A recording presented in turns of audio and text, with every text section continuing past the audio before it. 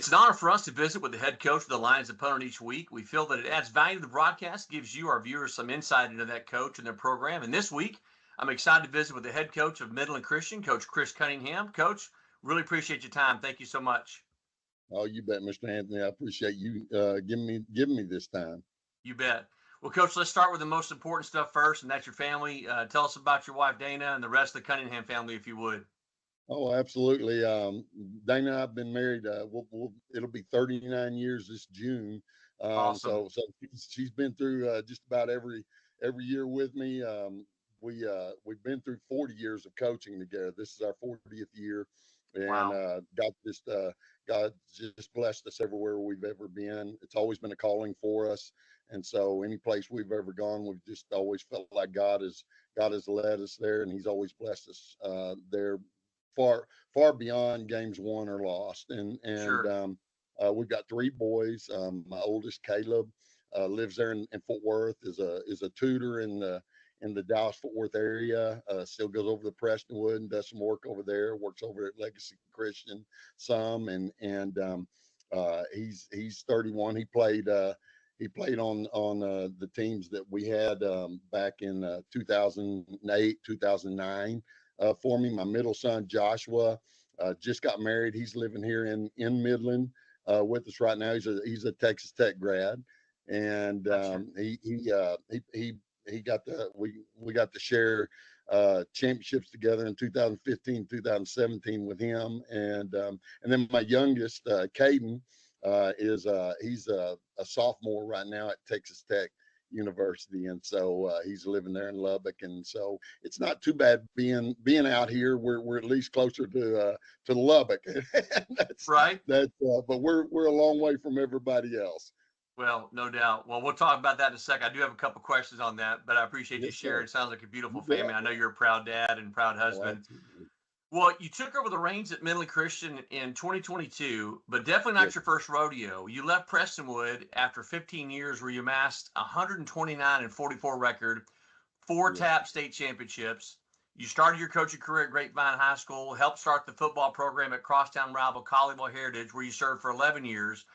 All told, you just said it, you've been doing this for over 40 years of coaching. Man, talk to me about your coaching career and what has really stood out most to you over those 40 years. Well, I think and my dad was a coach for 43 years, and so that's all I've ever known, It's in your and DNA, isn't it? it's all I've ever wanted to do, and but I think the things that stand out the most, and always will, are the relationships that I've had with other coaches. It's funny, some of my best coaching friends are coaches that I played against, that I coached against, but so many kids, I've had the opportunity to be a part of coaching, and a lot of times parents and the kids will reach out and talk about how blessed they've been by me, but I can truly tell you, I've always been so blessed, and our family's been so blessed by the young men that we've gotten to work for and work with. And so that I think stands out in my mind. I've got, I do, we've got those rings. I don't ever wear them, but when I see them, I see faces of the kids that were on those teams. That's what I That's great. remember most, are those players, those coaches, those relationships. But every year I've ever coached, there's been special relationships that have been built in that and continue on to this day. And that's amazing. Well, I don't know of a job that's more impactful in the lives of young men and young women than coaching and teaching. And so I know you've had so many opportunities over the years to impact so many lives. So it's awesome. Now I got to ask you, I'm sure Midland is a fine place to live.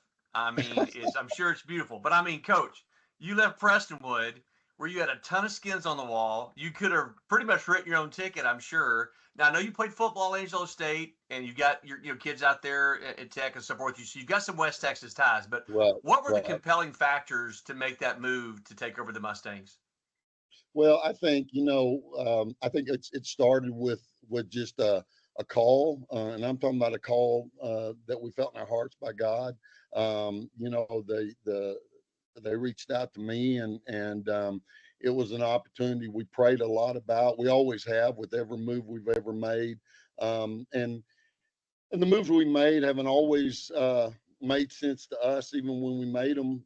Sometimes going from 22 years in the public schools where, we were in a phenomenal place with the Grapevine Colleyville ISD. We loved it there, and making that move to the private school was one that a lot of people didn't understand. But we've just always, when we felt like God was possibly opening doors, we've always explored that, prayed about it, and that's kind of how this started.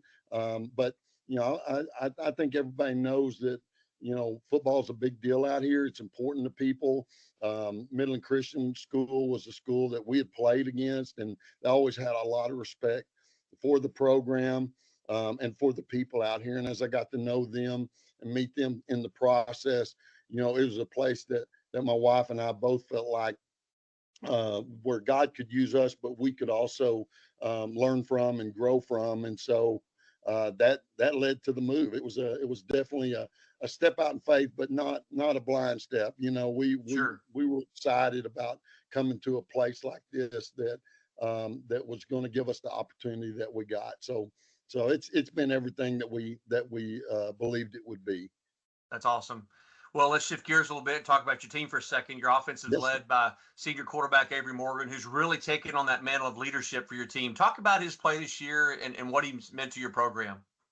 Well, Avery's been a leader in our program for the past 3 years.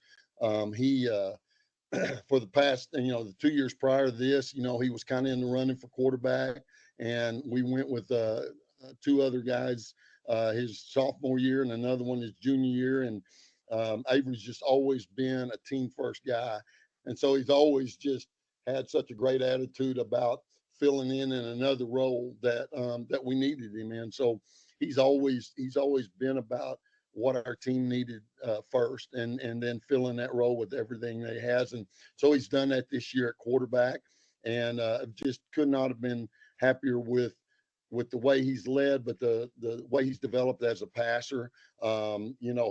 He's a tough kid. You'll see him a lot blocking. We do a lot of direct snap to our running back, and you can't do that with a quarterback that's not going to stick it up in there ahead of him. And Right. and Abe does that. He's been a linebacker for us the last 2 years on defense. He's always been a two-way starter till this year, and so he's a young man. He's a captain. He's also, I think he's number one in his class here Wow. at Midland Christian. Yeah, just a super kid in every area, and a strong believer as well.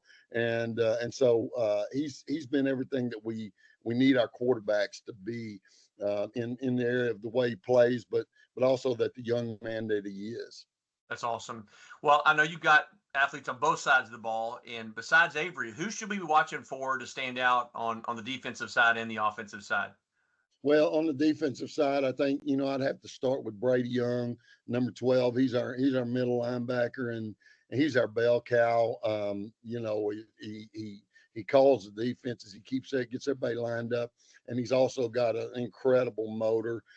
He was a young man that actually stepped in on offense at running back, and really scored 2 touchdowns against Friendship and kept us in that game. And that was a big, even though we lost by a point.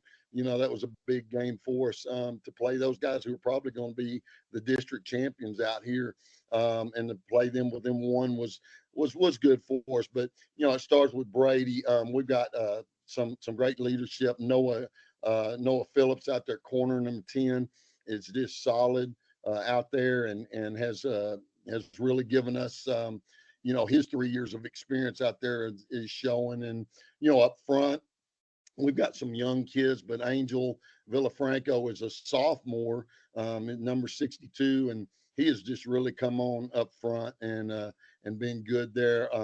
Coy Hayes, number 20 at linebacker. Our linebacker core has really been solid. And then last week, Caden Bishop, number 23, he had an interception. They returned to the 2-yard line, and he had a fumble they picked up and scooped up and took it for a touchdown. So he really was a big spark for us last week. So those kids, and then Boston Rodriguez is one of our captains. He's back there safety. and B starts for us both ways as well. And he's been phenomenal. Cutter Smith at safety, has been in Caesar out there at the other corner. That back end for us has been our strength this year. They're the most experienced, so that's really set us up well on defense. Well, it should be a good matchup. I'm sure we'll be calling their names quite a bit on Friday night. Coach, I know you're a man of faith and you've referenced it several times. I was just wondering if you wouldn't mind telling us a little about your faith journey and how you came to Christ. Well, I was blessed to grow up in a Christian home. My mom and dad, they became. I remember when I was about 6. They really surrendered their lives to Christ at that time, and I saw the change in them.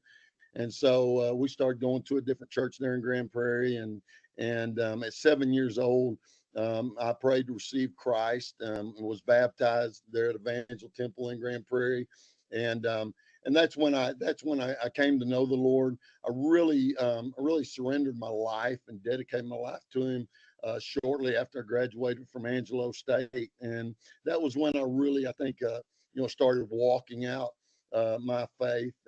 But I was always involved. I tell people that, even when I kind of strayed away from church during college and those kind of things, FCA just always held a place in my heart and kept me connected.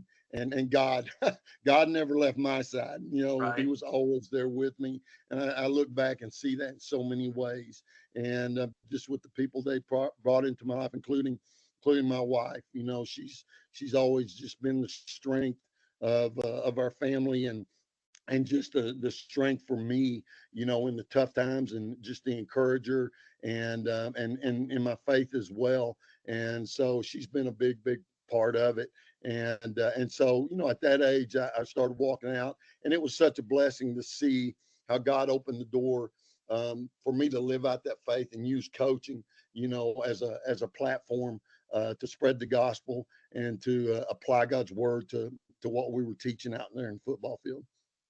Well, what a blessing, man. We all need a woman like that Yes. as our wife and Yeah. our biggest support. So I know she's been a huge blessing to you. Well, I'll shift it back to football for a second. You guys fell victim to All Saints just as the rest of us have. Yes. But you put up 28 points against a Yes. really good team that Coach Beck leads. And even though the score didn't reflect a win, and I'm sure it didn't feel like one, but was it a moral victory of sorts, hanging tough with the top team in Division II in the state? I think we took some things from that. I think we did not come out like I'd hoped we would. I think the kids were disappointed in how they came out. We spotted them 21 before we really got a spark, and again, it was that fumble recovery, and then we started, on offense. There were some things that we were trying to do that just were kind of like beating our head against the wall, and we adjusted and started doing some things that kind of opened up our run game. We were able to establish that more the second half, and we were able, through some big plays and really establishing that run game, we were able to move the ball and get within a couple of touchdowns of them, at a point, and then they got back away from us there and got that cushion again. But I love the fight of our kids. We had 2 big special teams mistakes. They onside kicked to open the game and got that possession from us. And then we had kick return after we got within 2 of them and got it back to the 2. And so, though, like you said, those are some things that everybody's pretty much fallen victim to when they played All Saints. It's a very good All Saints team. And so, like I said, kids were disappointed, but they were optimistic after Saturday. We saw things that we can get better at, and they saw some areas where we are getting better. And so we just go back and correct those things that we need to correct, and build on those things that we're doing well. And that's the process that we talk about, through the season that we're all in. And Right. And so, that's where we're at right now.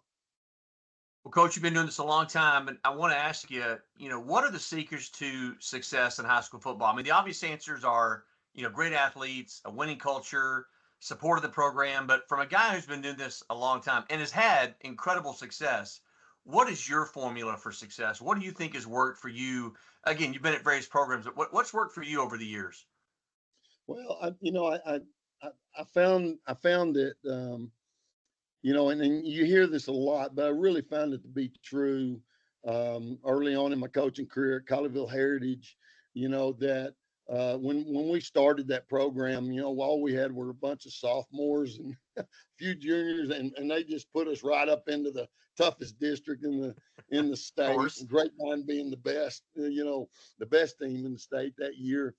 And that was a time when you really couldn't focus on wins and losses. That you had to really truly focus on the little things and focus on, we call them the vital things, and take it day to day and find victories in improvement and find victories in getting better. And one thing I found is that even when you've got a great team, and you've got some athletes and you're loaded and all of that, that still needs to be your focus. And you've still got to follow that process and not allow your standard to be winning and losing, and not allow your standard to be that opponent across from you, but let that standard be excellence. And Mhm. our verse that we've always, that I've always used is Colossians 3:23, and that is to work heartily, not as unto man, but as unto the Lord.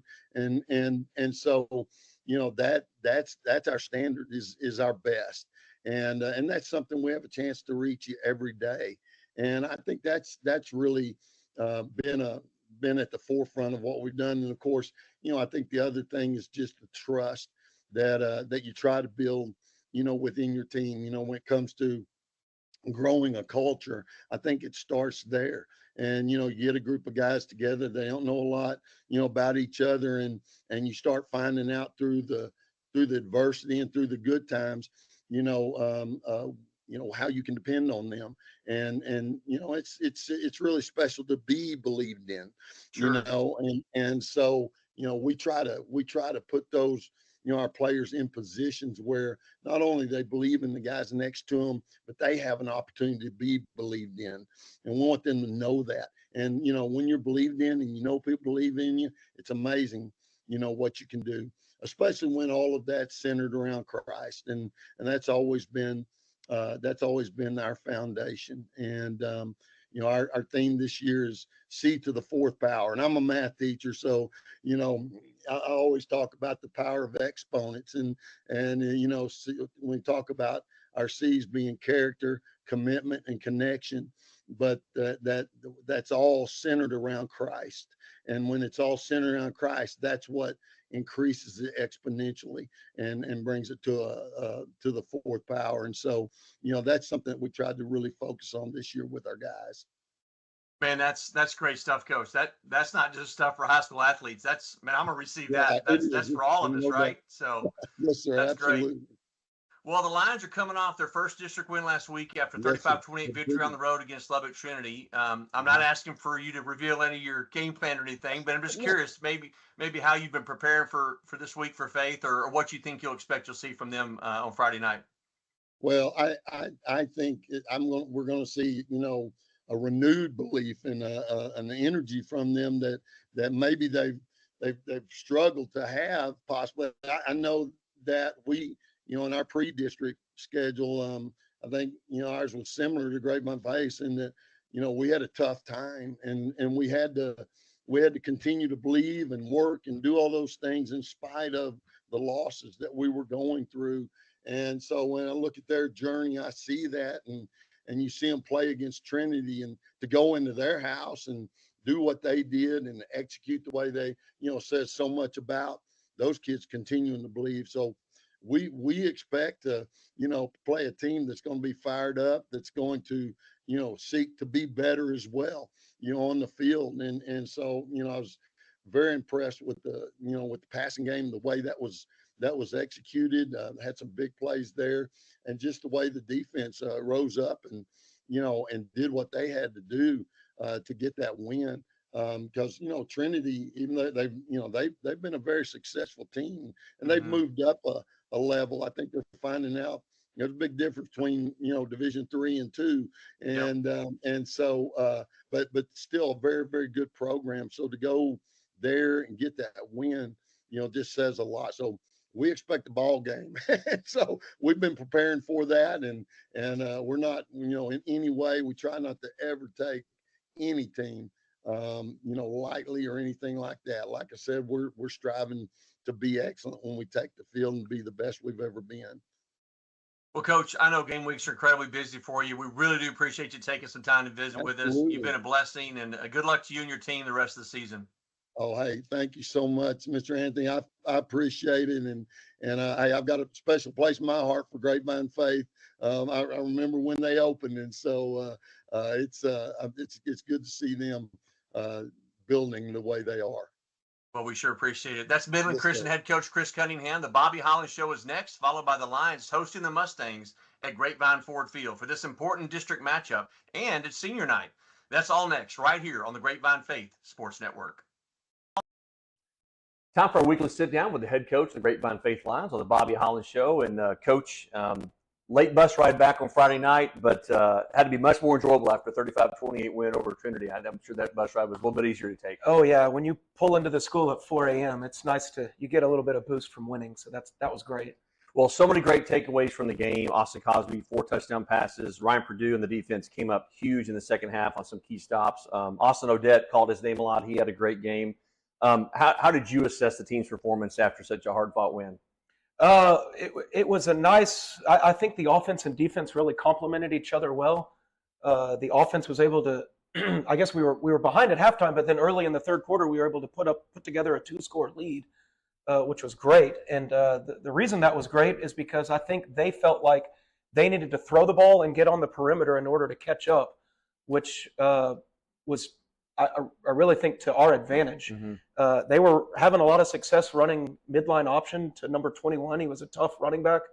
But then when they thought they needed to score fast, they abandoned that, and that gave us a lot of relief. That played into our strength and played into what, I think throwing the ball might be their weak spot, and then running the ball on the perimeter was our strong spot. So that wouldn't have happened if the offense hadn't jumped out to a big lead. For sure.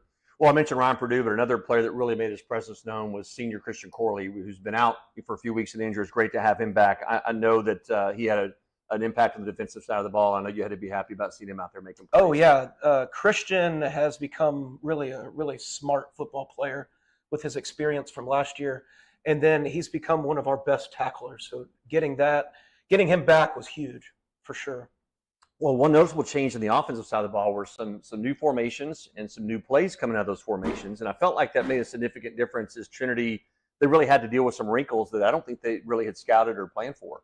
Yeah, we added a tight end, Robbie Stevens. We did some shifting, some bunch sets, an unbalanced set. So that without adding too much offense, I think adding some new wrinkles, but staying within what our kids are trained up to do well, that worked out well for us. I think it may have been. I'd like to think that it enhanced our existing offense just because it got them a little bit uncomfortable. When you can make a defense doubt itself just a little bit, it really helps. Yeah.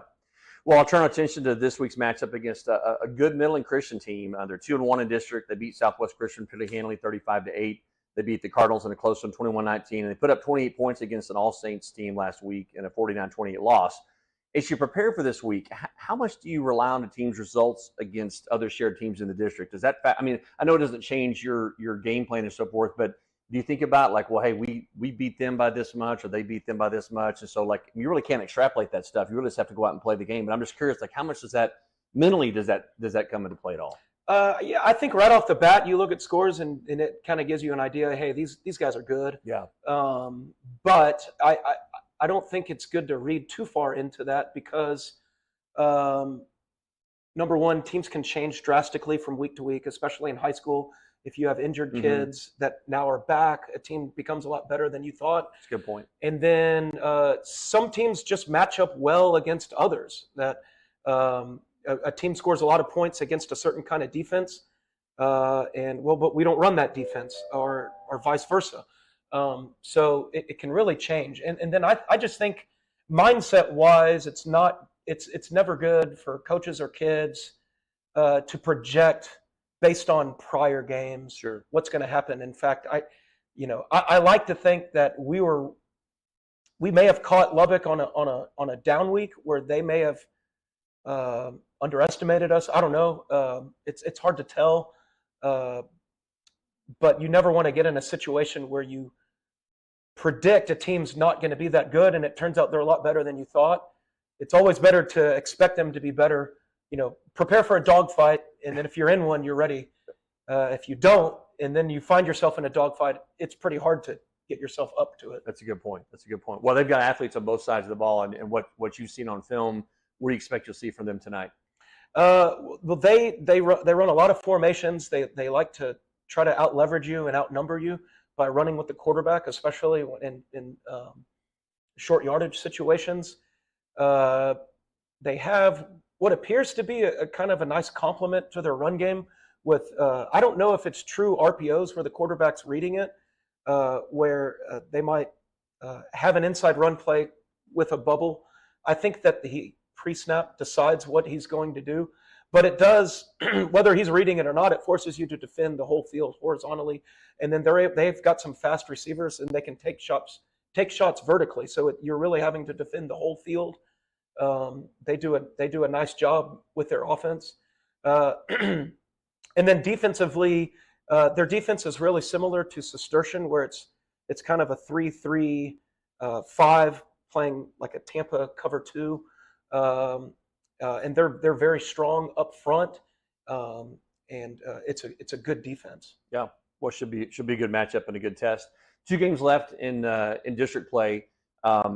I know you don't want to get too far ahead. You want to take 1 week at a time. So I'm not going to draw you off sides or anything with that. But I do know that you've thought about and looked at, hey, what is the scenarios have to happen? And you could control what you could control. I know you're big on that, which I definitely appreciate. But just kind of walk through for those observing that don't really know what needs to happen.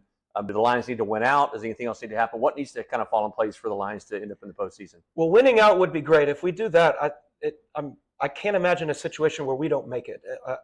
I kind of looked at it over the weekend, and if we win both games, we should be in. It's just a matter of seeding at that point. If right. You get to play at home in the first round. If you're in the top 2 seeds, you got to go on the road if you're in the 3rd or 4th seed. If we win one of the next 2, then it's probably going to come down to some kind of tiebreaker. So generally speaking, you want the teams that have beaten you to lose. You want the teams that you've beaten to win, so that if you end up in a tie, it's the teams that you've beaten and you would win that tiebreaker. So Lubbock Trinity Christian plays Southwest tonight, so we want Lubbock to win that game and to put Southwest, knock them down a notch. Right, sure. So, well, it's 1 game at a time, and we'll talk next week. Hopefully, we're talking about another Lions win. It'd be nice to get 2 in a row here. And Coach, as always, just really appreciate the time. Thank you, Steve. Let's head coach Bobby Holland here on the Bobby Holland Show. Your Lions host the Mustangs from Grapevine Ford Field. Coming up next on the Grapevine Faith Sports Network.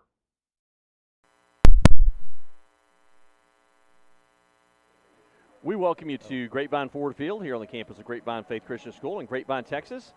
For tonight's matchup, Grapevine Faith Lions hosting the Midland Christian Mustangs.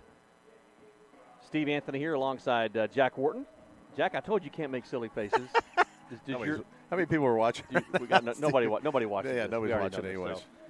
Well, Jack, it seems like you say this in every football game, but I think from a playoff standpoint, this is definitely a must-win game, right? Lions coming off with some momentum. A nice win on the road. Long day last week on Friday, traveling all the way to Lubbock Trinity Christian, and then peeling off a nice 35-28 win against a very good Trinity team. I thought they had a balanced game offensively and defensively. Yeah, I think last week's game a little out of whack, I guess. But I would say our guys played 48 minutes of football last week. Yeah. I'm not so sure how good Lubbock Christian is, but, I mean, I don't know if Cosby's going to end up having wide receivers 50 yards down the field. But that's true. I mean, we'll take whatever we can get, and it was a good win. I think it was a really, really good team win last week. But, Lubbock Christian is 0-3. This week we're going to face a Midland Christian team that's 2-1 in district.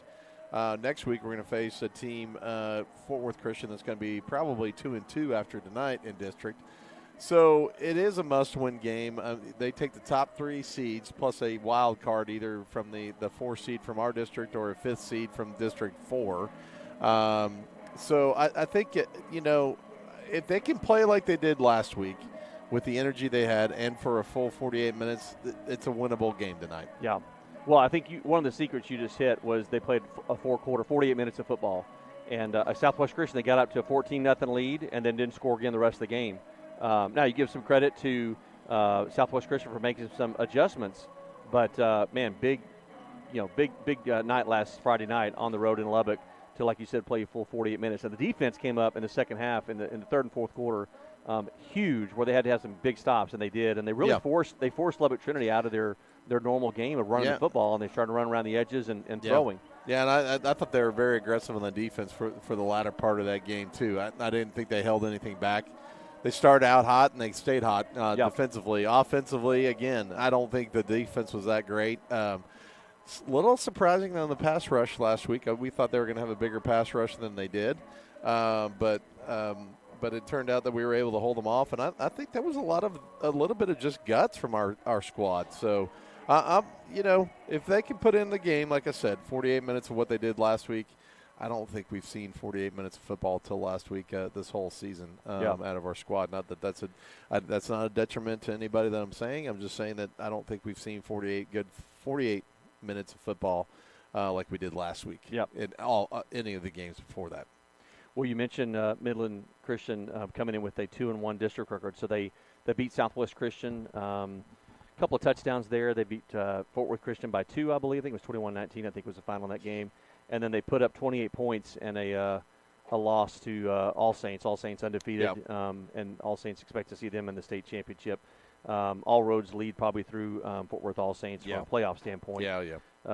But still an opportunity for the Lions to get there. As you mentioned, some things have to fall into place, but control what you control, and it starts with winning tonight's game first, and then you worry about Fort Worth Christian next week. So, it should be a good matchup tonight. Lions still without their defensive captain Corbin Irwin, still out with an injury. But we talked about it on last week's broadcast. I mentioned something to Coach Holland, the pregame show. Was the play of Christian Corley. The senior safety was back last week after a few weeks out from injury, and he came up big. Yeah, I was going to say he played a really good game last week, too. The only thing, if I had any criticism of Corley last week, was he just needs to go with his instincts. He was up on that ball. He almost read every play that was coming his way and was on it. I just wish he would have laid the lumber a little bit sooner on each play. Steve is checking something with his phone, and I'm just going to keep on talking like I know what I'm talking about. I'm making sure that our audio levels are okay, and that we're in sync here. So do want to remind everybody, if you're watching tonight, to let us know. Lions coming on the field here out of their tunnel, out of their helmet. If you're watching tonight, please let us know. You can text us at 817-980-7994. You can also chat on the chat function on the YouTube feed that we have here, streaming here from the Grapevine Faith YouTube channel. One thing we did talk about from last week, we talked about the defensive aggressiveness for sure, but the offensive game plan last week is totally different than any other offensive game plan we've had all season. So looking forward to seeing a little bit more of that this week. Captains out at midfield right now. Captains for the Lions, number 62, Jensen Anthony, number 60, Ryan Purdue, number 55, Austin Bowling, and number 5, Noah Smith. Lions in their red jerseys with the white numerals outlined in navy with the white pants and the navy stripe down the side. Midland Christian Mustangs in their all-white uniforms with the navy numerals outlined in red, white pants as well. They've got their logo on their tunnel that they come out of is looks like the SMU Mustangs. I'm not sure if they have. I think they're gonna. I think they've actually going to have to forfeit this game, Jack, due to copyright infringement. Oh, so wow. Well, folks, we appreciate you joining us tonight for next week. I'm just kidding. Great night for football.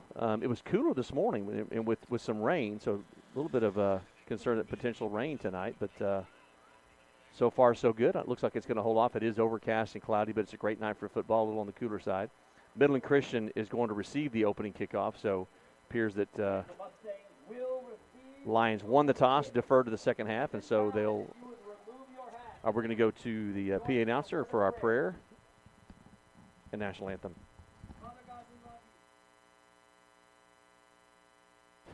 We thank you for the most precious gift that you ever gave us in your Son, Jesus Christ, what he did for us on the cross and in resurrection, and what that means for us in eternity.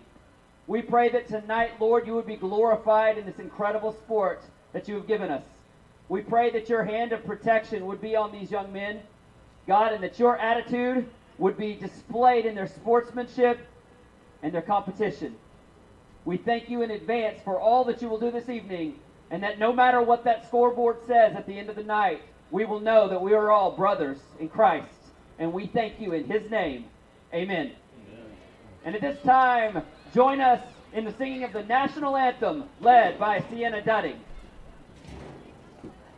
Oh, say, can you see by the dawn's early light what so proudly we hailed at the twilight's last gleam, whose bright stripes and bright stars through the perilous fight o'er the ramparts we watched were so gallantly streamed, and the rocket's red glare, the bombs bursting in air, gave proof through the night that our flag was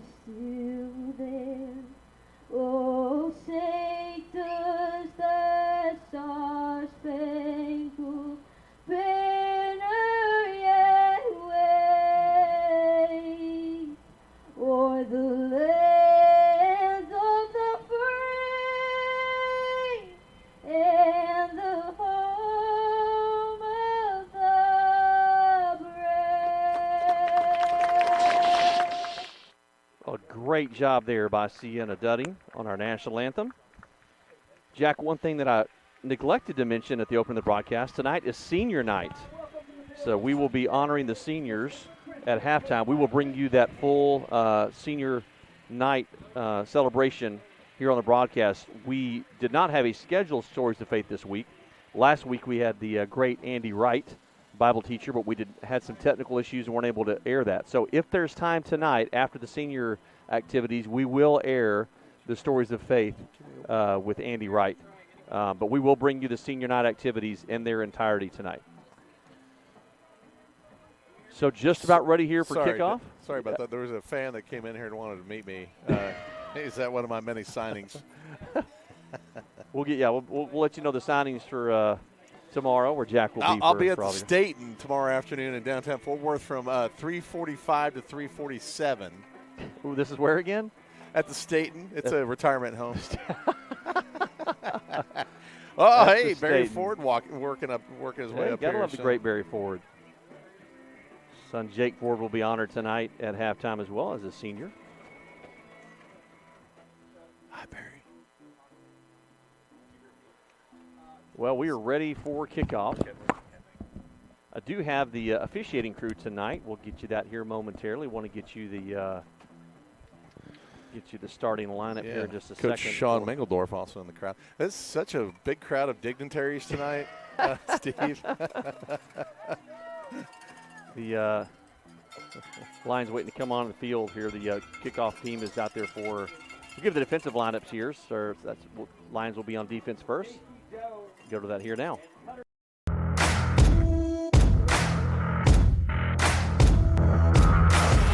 Austin Odette, defensive end, class of 2026. CC, defensive tackle, class of 2027. Colton Edwards, defensive end, class of 2026. Ryan Purdue, right guard, class of 25. Corbin Irwin, linebacker, class of 2026.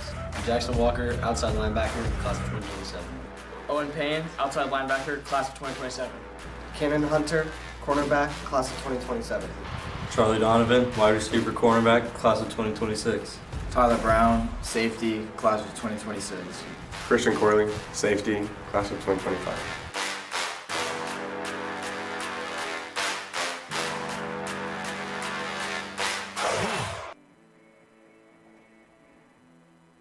The opening kickoff. Lions had some issues with their comms, Jack, if I understand correctly. Well, I think it's a little bit like the TCU Baylor squad cheating, and they're just tapping into our comms. It had system. to be that, yeah. How did Tech fare against Baylor this year? Well, that's what I'm saying. Baylor was cheating. That's why they interfere with our comms. That's what caused the horrific play. Yes, okay, good to know.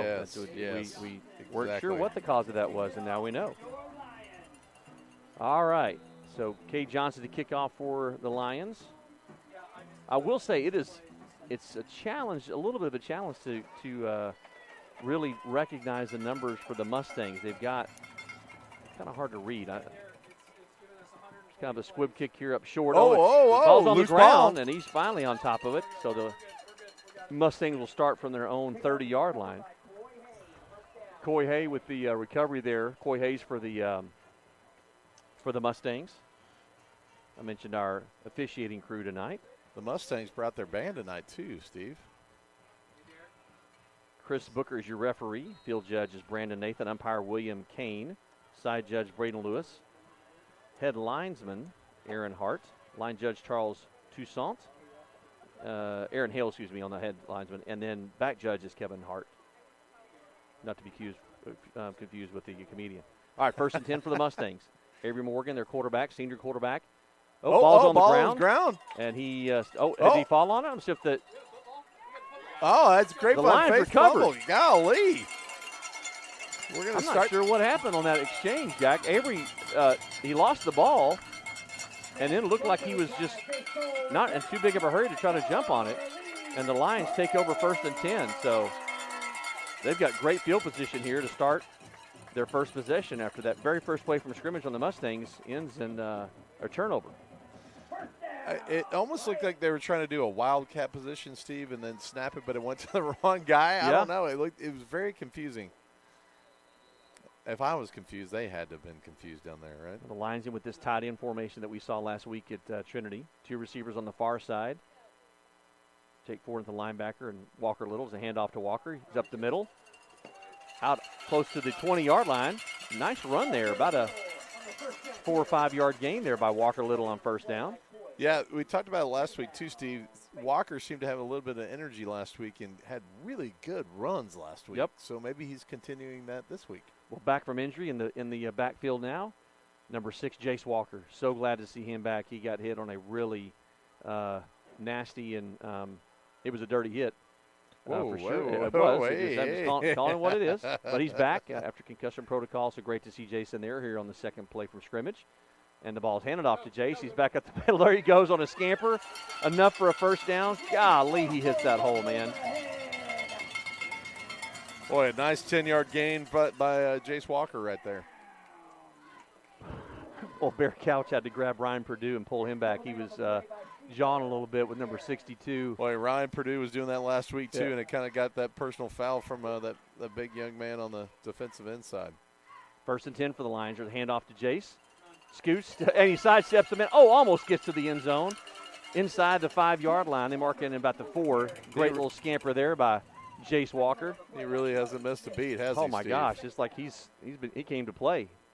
He missed being in that lineup. Yeah, a little 7-yard gain right there. Nice hand up off the middle. I think that's what we were missing in the first couple games too, is that ability to run that ball up the middle. 2nd down here for the Lions. Offside. Yep, that's going to be a free play. Pass to the corner of the end zone. Like, oh, my Charlie gosh. Bunch for a touchdown.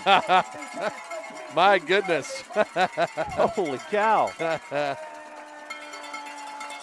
Now, it's interesting, Jack. I actually don't see any flags on the field. So I just went ahead and ran with it. The great catch there by Charlie to keep his toes in bounds. Yeah, I didn't see a flag or see anything picked up, but my goodness, that guy was already in the backfield, which is great. That's an awesome first drive, Steve. Boy. Well, when you get the ball like that, Kay Johnson here to the extra point.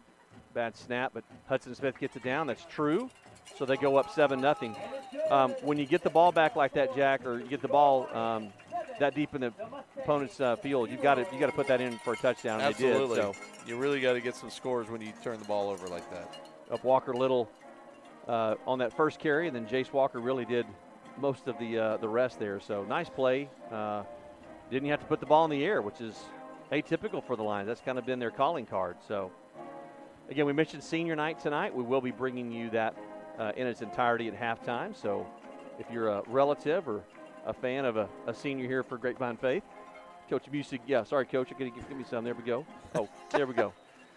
Coach Music is always good to give me a high five, and I messed that one up. I'm not really sure that I'm a paid employee, but if I had workman's comp to file, I'm not. Coach Music hurt my shoulder, my back. Got a golf game tomorrow, Steve, to attend to. I don't need. Oh, how was that golf game today, Jack? How'd you hit him out there? Did you get your money's worth? Yeah.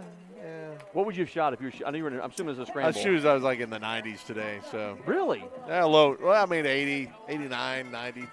It was a two-man best ball kind of thing. So very nice. We'll be giving you some scores from around the Metroplex in both TAPS and UIL.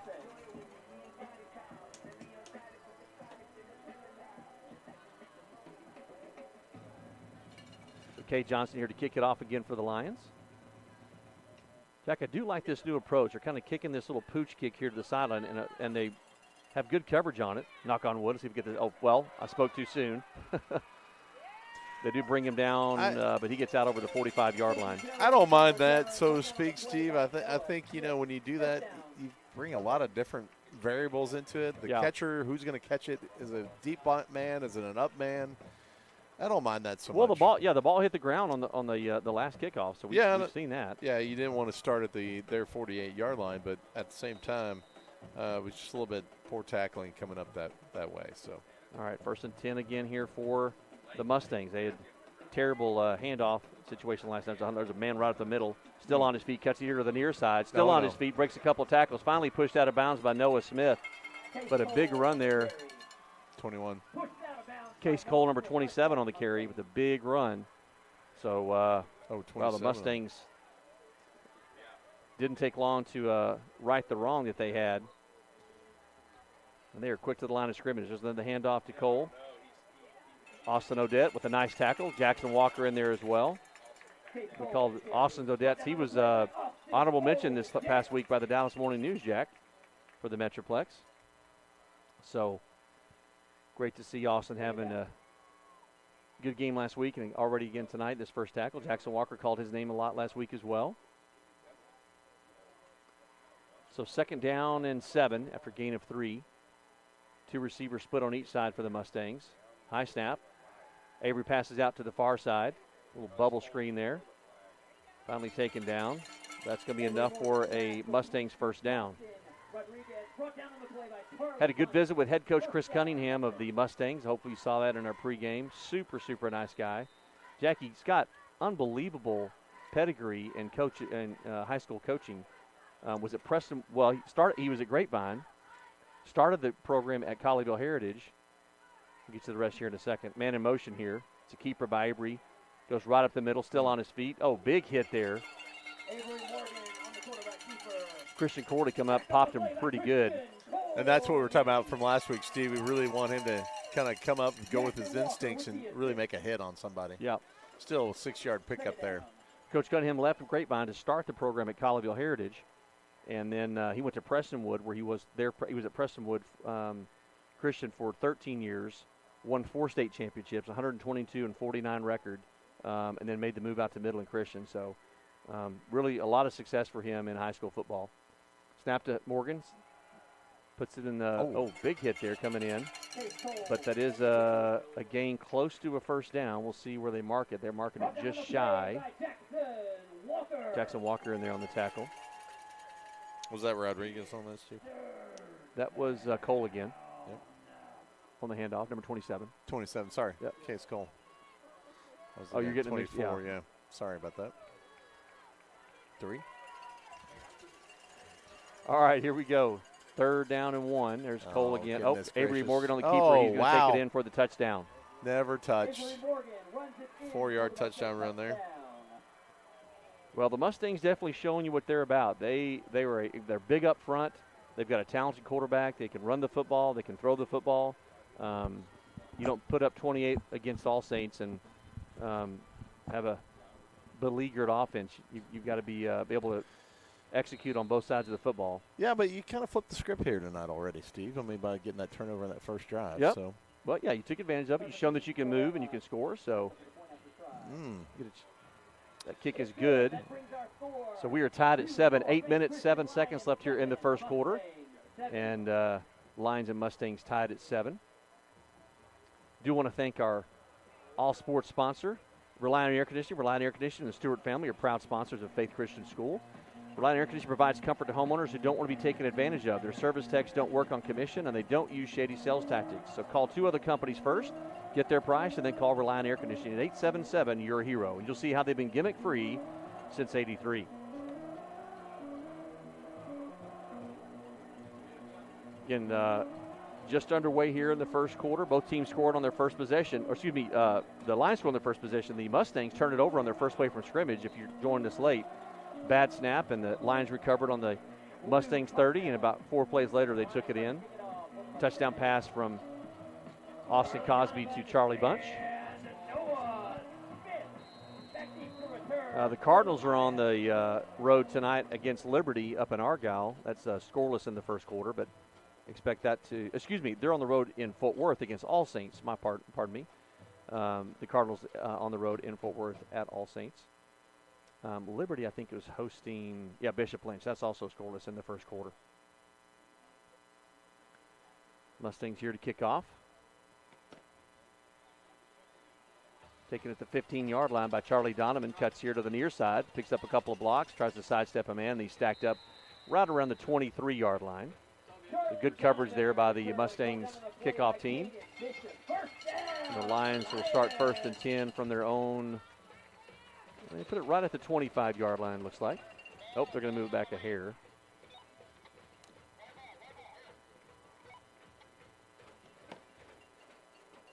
Yep, they're going to keep it at the 25. So Charlie's forward progress gets him out to the 25.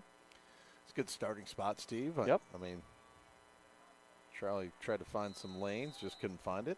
Jace Walker in the backfield is running back next to Austin Cosby with 2 receivers split on each side for the Lions. Snap back to Cosby. Oh, hit immediately. Handed off to Jace. He's hit immediately. Okay. Yep, I saw that. My son was gang tackled out there, hog-tied by number 20. Let's keep an eye on that. Yeah, keep an eye on that guy. Oh, Steve. Well, I just what? We're having fun here, no? All right, 2nd down and 10. No gain on that last play. Back to Cosby. Another play action. Pass out. Oh, Caught nice. by Noah Smith out to the 40-yard line. That's enough for a 1st down. Oh, there is a penalty flag down. They're going to pull it back. It looks like they're going to call holding. Yep, that's going to be negated by a hold. Let's see if I see anything on that one, Steve. Holding on the Lions. Oh, man. Boy, you get out of a hole, and next thing you know, you've dug yourself back in. I'm not really sure I saw that, but. No idea who was on. I can't. Well, it doesn't really matter at this point. It's going to be 1st down. 2nd down, and about 20. Ball all the way back at the 15-yard line. They've got to get out to the 35. Tied at 7 here in the first quarter.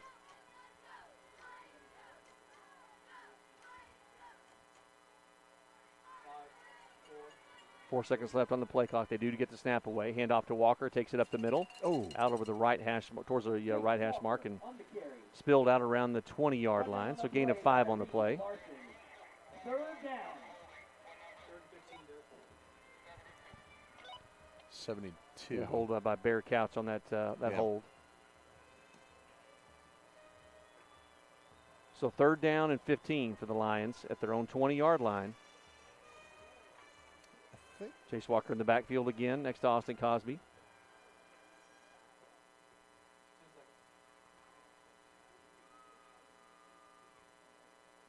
He gets reset a little bit. Snap back to Cosby. He's looking to pass. Flushed out of the pocket. He's going to run with it. Oh, my gosh. Takes up the middle of the field. Don't see that too often. He scampers out close to the 30. Yeah, I'm just saying you don't see Austin run with it that often. No, really. no, that's what usually the pigs come out flying over the school at that time. So he gets out to the 29-yard line, but that's going to be fourth down and 14. Well, sorry, no, he gets in fourth and 7, 4th and 6, we'll call it. I think that's what we were talking about 2 weeks ago with him. He doesn't have that much confidence in running the ball, but when he finds a spot, he's picking up 5-10 yards every time. He's a good runner. Well, Lions forced a punt here on their second possession of the game. They had it really unfortunate, Jack. They had this is going to be a fake. They snap it to Noah Smith up short of the up back, and he gets the first down. That's going to be 1st and 10 for the Lions. Well, Jack, now all of a sudden is buying into some of these trick plays on special teams. Yeah, it was an 8-yard pickup there by Noah. It was a great run, but, deep in your own territory. But, hey, keeps the drive going, and you want to eat up some clock, and you want to keep the offense on the field. Yeah, you want to keep the offensive field, exactly. So you saw some shifts there. Jake Ford, Charlie Bunch slid in, and Noah Smith was the up back, and they snapped it to him. He brought it around the near side. So, I like that play there. So 5 minutes, 28 seconds left here in the first quarter. We are tied at 7. That fake punt that's successful is a pitch to Noah Smith. He's up the middle. A nice gain there. He's out close to the 45-yard line. They're going to, right at the 45. So whoever Noah ran into, I'd ask him not to run into that same guy again. Just kind of stopped right when he hit him. Yeah, it was hitting a wall for sure. But he gets out to the 45. That's a nice 7-yard pickup on first down. We'll call it a gain of 8. So 2nd down and 2. Lions at their own 45-yard line. Again, still moving. They picked up a first down early that was negated by a holding call. Brought up 4th down, and on a fake punt, the Lions were successful, and they converted. Now 2nd down and 2 at their own 45. Chase Walker in the backfield.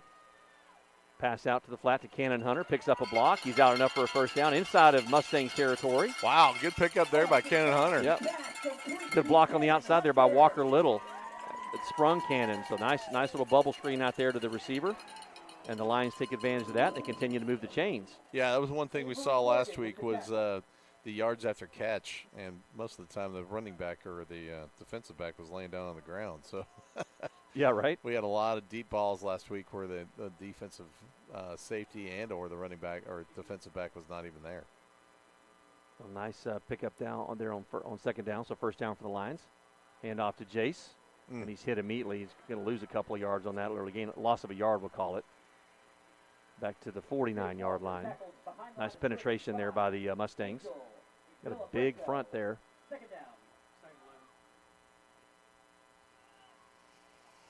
Look at 62, Angel Villafranco. I'm trying to get that. They don't have any stats on his part. He takes up a lot of space. He's a big boy. 3-man front for the Mustangs on defense with 4 linebackers.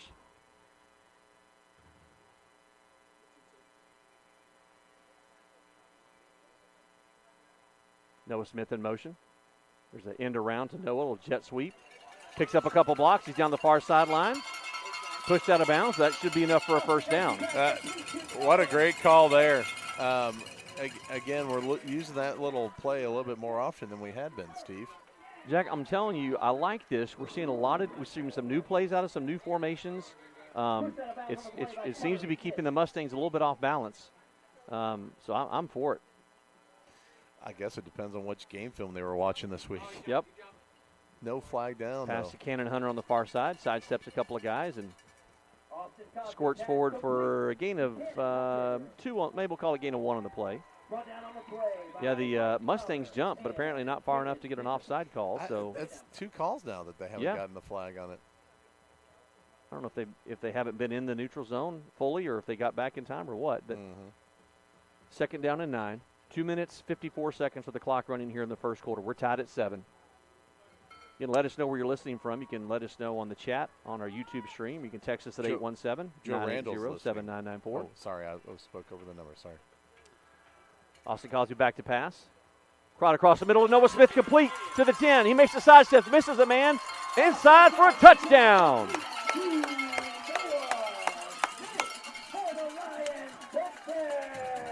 Big touchdown run there and catch. Boy, great passing catch there from Austin Cosby. There's a We have an injured man down or what? They're blowing the whistle. I think they're going to review the play, Steve. That's kidding. Yeah, they do. Let's see. Yeah, there's an injured player down. That looks like it's going to be Noah, actually. Oh, it is Noah. We have an injured Lion downfield.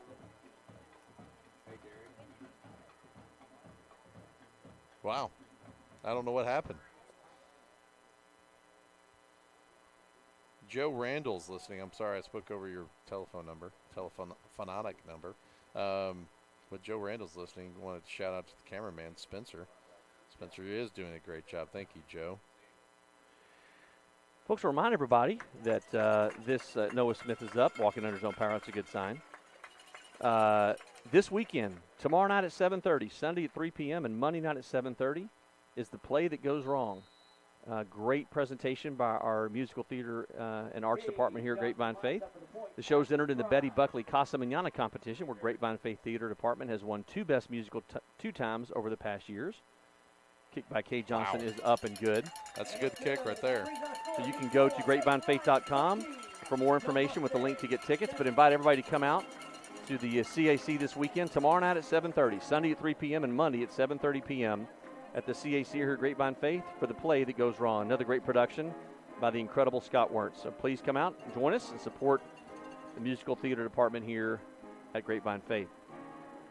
Well, the Lions, beautiful pass and catch there from Austin Cosby. Really created by Noah Smith. Called his name a lot that series, Jack. He was instrumental in getting the first down on that fake punt. Couple of catches across the middle, and that last one caught it about the 15 and then did the rest himself and sidestepped a guy, stiff-armed a guy, and gets in the end zone.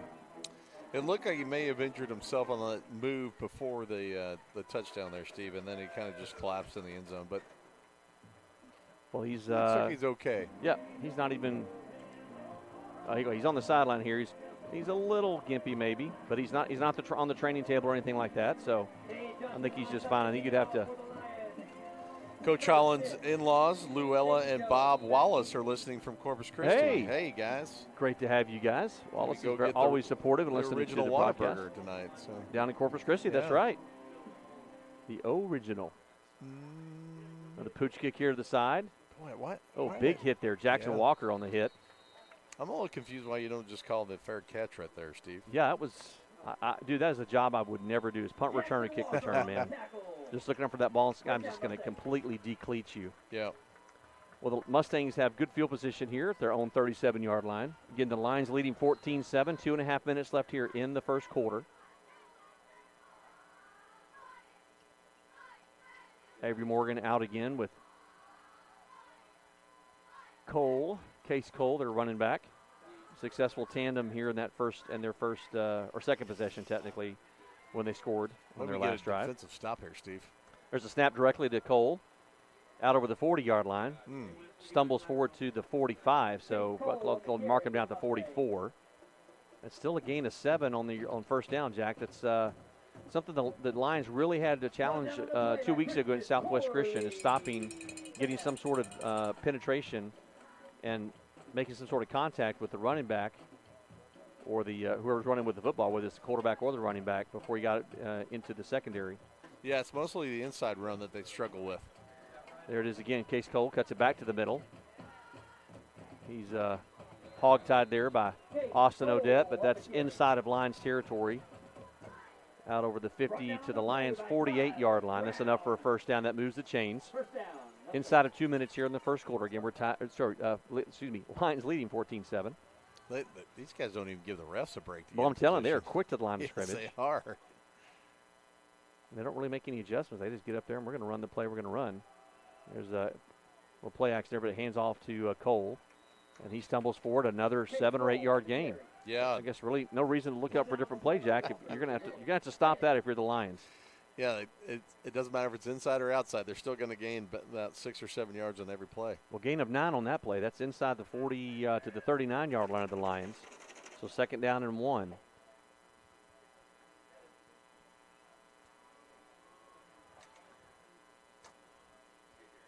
Again, Cole, the single setback. 2 receivers split on each side. Pass here to the bubble screen here to number 7. Complete, pushed out of bounds inside the 35-yard line to the 32. Stops the clock with exactly 1 minute left in the first quarter, but that's enough for a first down, and once again, the chains move. Yeah, that was a good catch and throw.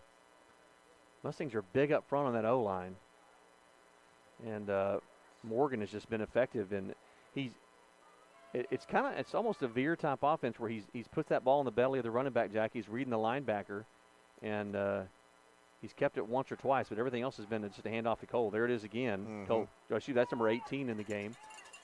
Price Bryant, so a little different look that time, giving Cole a rest. Gain of 4 yards on the play. Tackle made by Charlie Bunch for the Lions. Remind you, tonight is senior night. We'll be bringing you the halftime festivities here from Grapevine Ford Field for senior night as we recognize our seniors.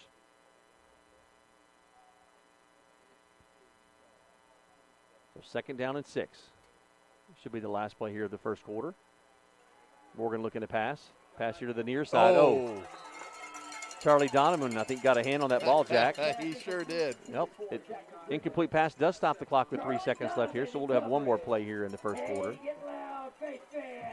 Nice play there by Charlie Donovan. Yeah, just a touch there, and that's all that was needed to make that an incomplete pass.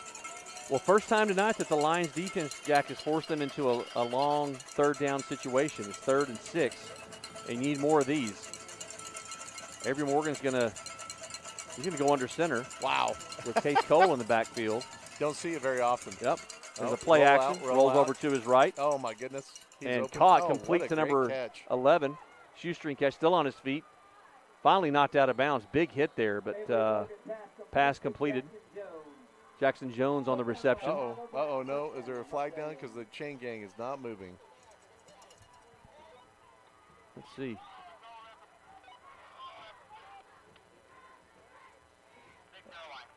That is going to be the end of the first quarter, Jack. Maybe that's why they're not moving. Yeah, the chain gang kind of hesitated on what they were doing. So end of the first quarter, Grapevine Faith Lions 14, Midland Christian Mustangs 7. We'll get you some scores here from around the area here momentarily. We do want to thank more of our sponsors. Thank for our platinum sponsors, Chick-fil-A South Lake, TJ and Tennille St. Romain. Thank you to the St. Romain family and Chick-fil-A South Lake. Thank you to Paragon Eye Associates, Dr. Todd and Kayla Ford. Thank you to our sponsor program, Paragon Eye Associates and Dr. Todd Ford. Paragon Eye Associates offers premier ophthalmology and eye care services at 2 locations in DFW. Visit them, Paragon Eye Associates. And our gold and silver sponsors. Gold sponsors, Dustin and Alicia Parker of Box Financial, Justin and Pam Holt of Holt Dental. Our silver sponsors, Rodney and Stacy Meyer of Myers Pool Care, Leland and Chrissy Pennington of Pennington Concrete, Ryan Skelly at Affinity Rate Mortgage, and our friends at Waterview Marinas in Grapevine. That was a great catch there, Steve. Yeah, it was kind of a shoestring catch or one-handed by Jones. It was a nice play. Liberty up on Bishop Lentz, 14-7 in the first quarter. April Wharton is listening tonight. I don't know why, but Prestonwood and Trinity Christian in progress. We don't have a score there yet. Aledo up 21-0 on Azle. That's in the first quarter as well. Those have got to be typos. There's no way that Flower Mound's up 58-0 on number 3 Coppell in the first quarter. So no way. No way. I don't know how these scores are reported sometimes, but all right, here's Mustangs. 1st and 10 from the Lions 6-yard line. Handoff. Hit initially and escapes that tackle. Gets down close to, looks like this 2-yard line is where they're going to mark him down. Case Cole on the carry. Yeah, just a little 6-yard scamper there. Lubbock Christian up 24-0 on Pantego Christian. That's at halftime. What? I'm sorry, what was that score? Lubbock Christian 24-0. Not Trinity, but Lubbock Christian over Pantego Christian 24-0. ESD and St. Mark's. That's a little crosstown rivalry there. Mustangs close to scoring there. They're trying to punch it in. He's short of the goal line. It's going to bring up 3rd down.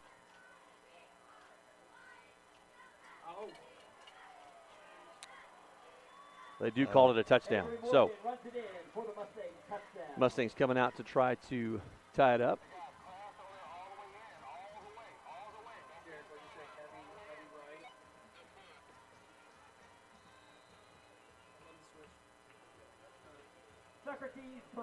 Socrates Perella. If that's not a kicker's name, I don't know what is.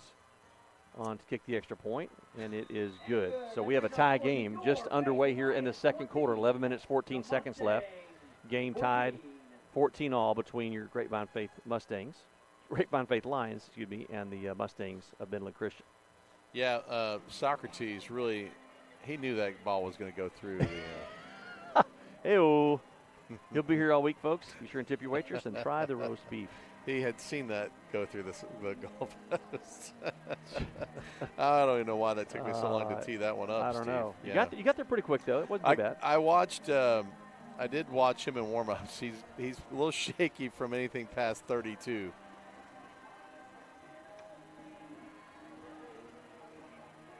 Jensen Anthony with the good fan club out here tonight. His Aunt Susan, Uncle Ricky, his Aunt Joelle, and Uncle Adam. His brother Partner Jake. Rams in the house, I guess. And sister Tess. Yeah, brothers do rank.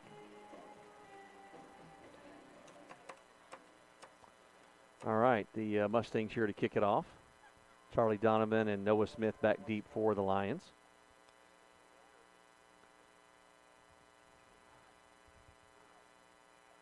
Blue Cartmill to kick off here.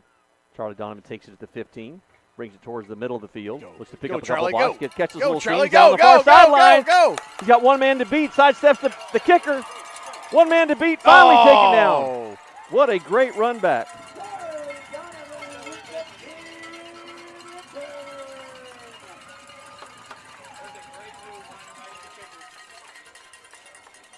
Boy, I don't know if Charlie Donovan needs to do some push-ups when he gets back, but, I mean, getting tackled by the kicker. Did he get tackled by the kicker, Steve? He got tackled by the kicker, Oh, goodness gracious. Yeah. Come on, Charlie. Can't do that. Well, I've lost my audio in my ear, Jack. I'm still talking. Unfortunately, everybody can still hear me, but you can't. I can't hear you. There's a joke in there. You screamed and blew out my headphones over here. Sorry about that. Overmodulated. All right, 1st and 10 for the Lions at the Mustang 18-yard line. Pitch to Jace Walker. Reverses direction, and he's taken down immediately. Big hit there. I'm almost embarrassed to write that down as a completed pass. Yep.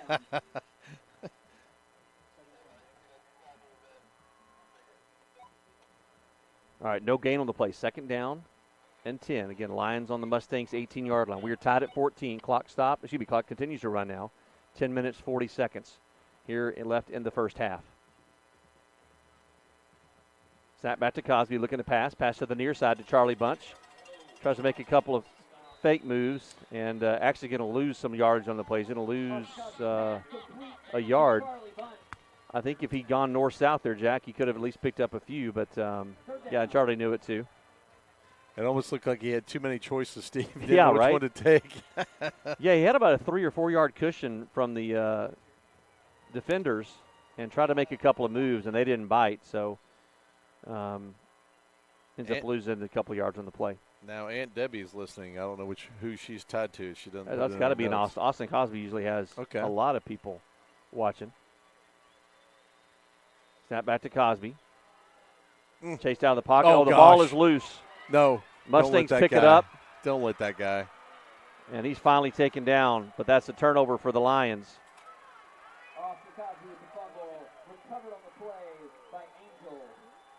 Well, Mustangs return the favor by recovering a fumble by the Lions. Just Austin got chased out of the pocket and had the ball loose, unprotected, and got knocked out of his hand. So, yeah, you know, it almost like these guys came on him pretty fast, Steve. He didn't expect them to be there that early. Yep. There's only one guy, too. That was the odd thing. Yeah, just couldn't get away. Well, you've got to eliminate those. You cannot get into a turnover battle here. You got to take care of the football against a good team like Midland Christian. So Midland Christian, we're tied at 14. 9 minutes, 42 seconds left here in the first half. Midland takes over 1st and 10 from their own 47-yard line. Play action pass. Avery Morgan looking to the far side. Wide open is Case Cole. He's down inside the 25, down close to the 20-yard line. Avery Morgan was under center there, and little play action. And Case Cole, who was, I think, lined up in the backfield, Jack, just did a little maneuver out, got out in the flat, and he was wide open.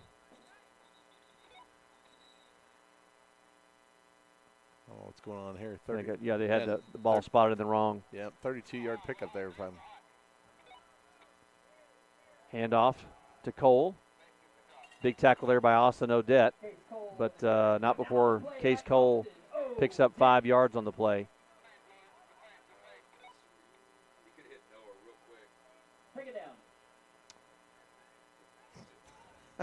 Watching it's a little slow getting over there to mark the down marker. Mark Edwards. Thank you, Mark Edwards. He probably was telling the coaches something they need to change on their offensive game plan over there for Midland Christian. All right, now an I formation, Avery Morgan under center. Handoff to 18. Still on his feet. He's going to close to the end zone. Gets down inside about the 1 yard line. Price Bryant on the carry.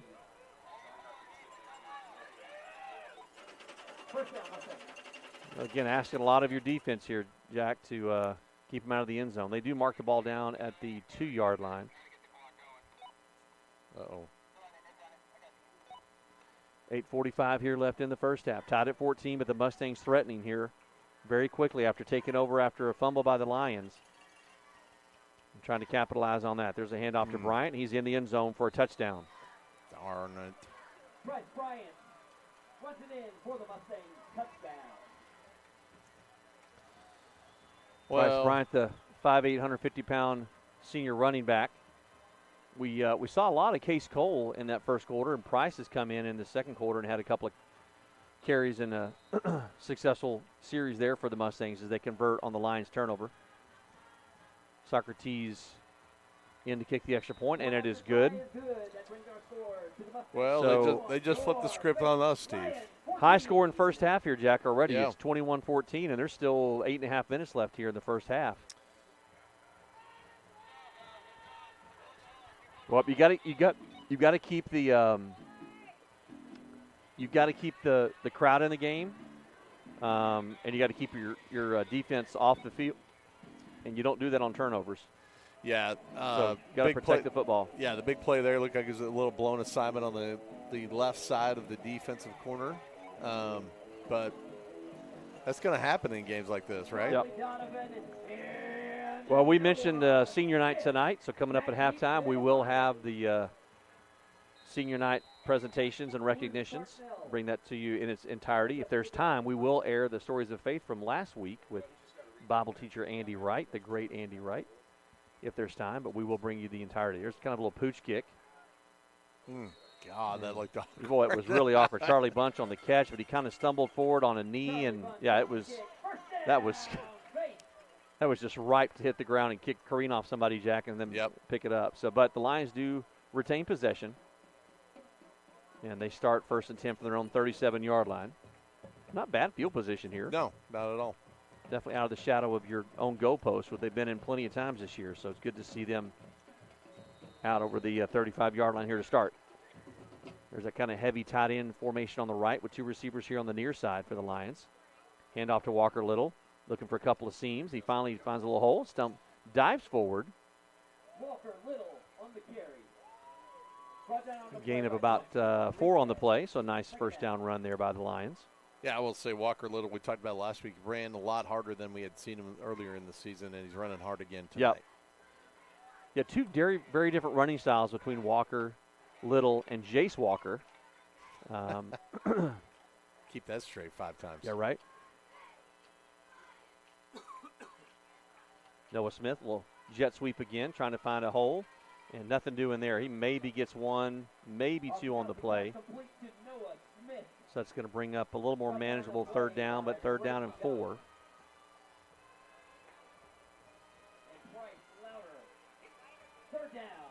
Big 3rd down play here for the Lions.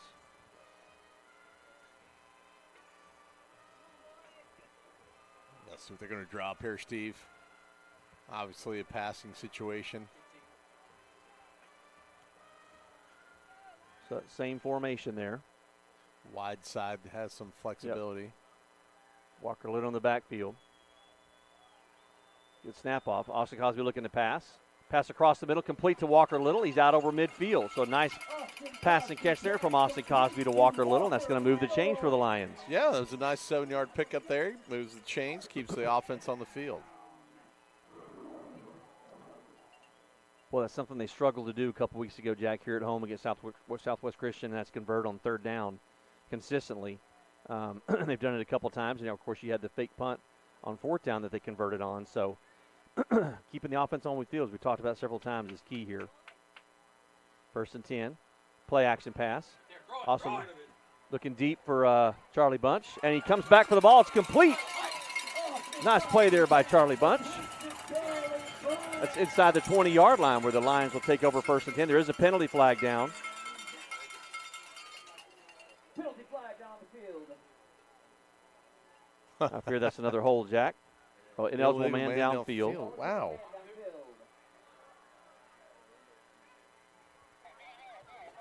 Still first down. Well, that's unfortunate. Looks like it was on Austin Bowling there. Ineligible man downfield. So that negates a first down play. So that's going to back him up now. Makes it 3rd and 15. Boy, Jack, you just can't keep shooting yourself in the foot here.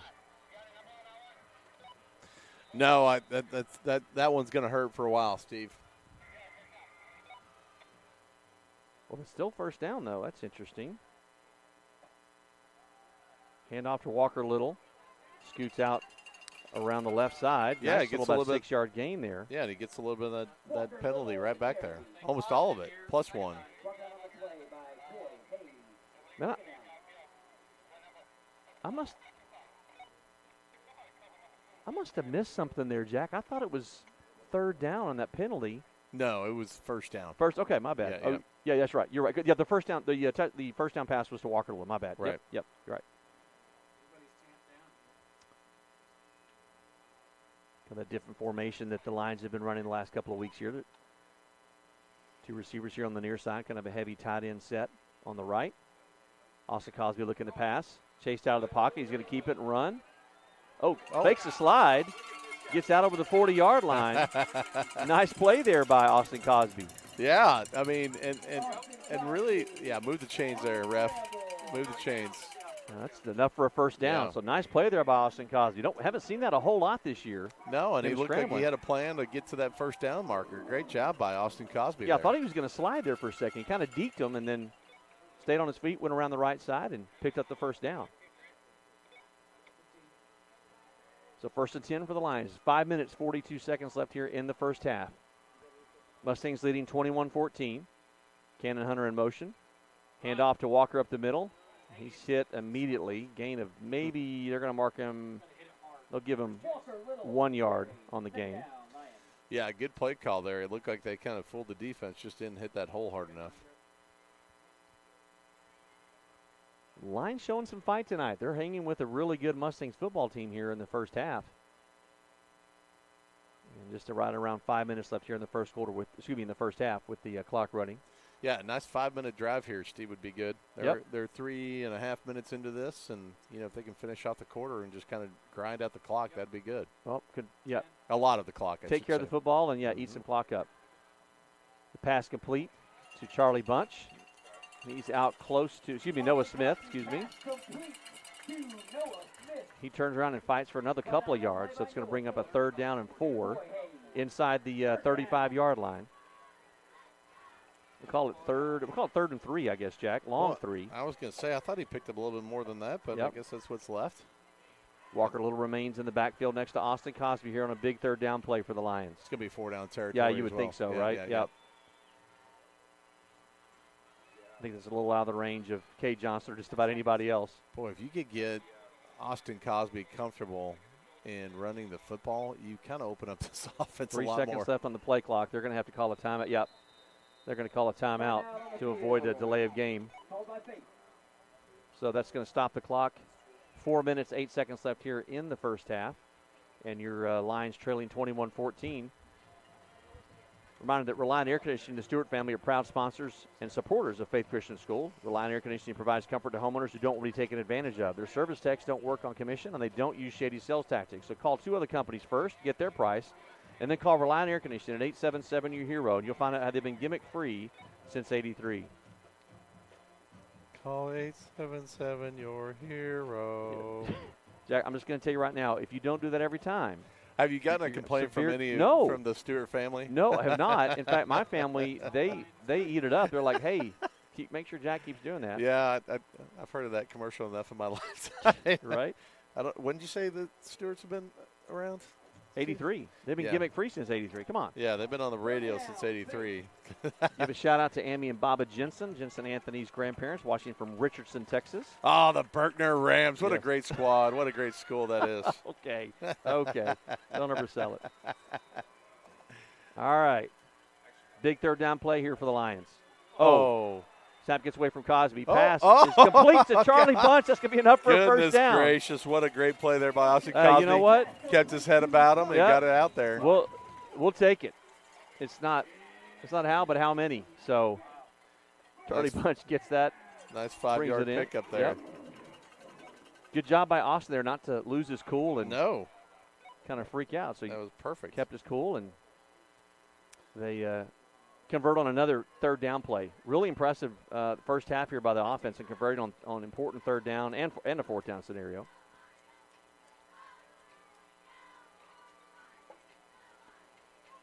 Snap back to Cosby. Pitch to Noah Smith, trying to get around the outside. Cuts it back. He's going to go nowhere. They're stacked up. Mustangs are in there big time that time. Cosby pass complete to Noah Smith. And that's going to be a loss of about 5 on the play. Could have been worse. How so, Jack? Could have lost the football? Is that no. I mean, it could have been a worse yardage loss right there. Noah did a great job getting back about 3 or 4 or 5 yards there that could have just eaten up. Well, second down and 15. Ball back at the 32-yard line of the Mustangs.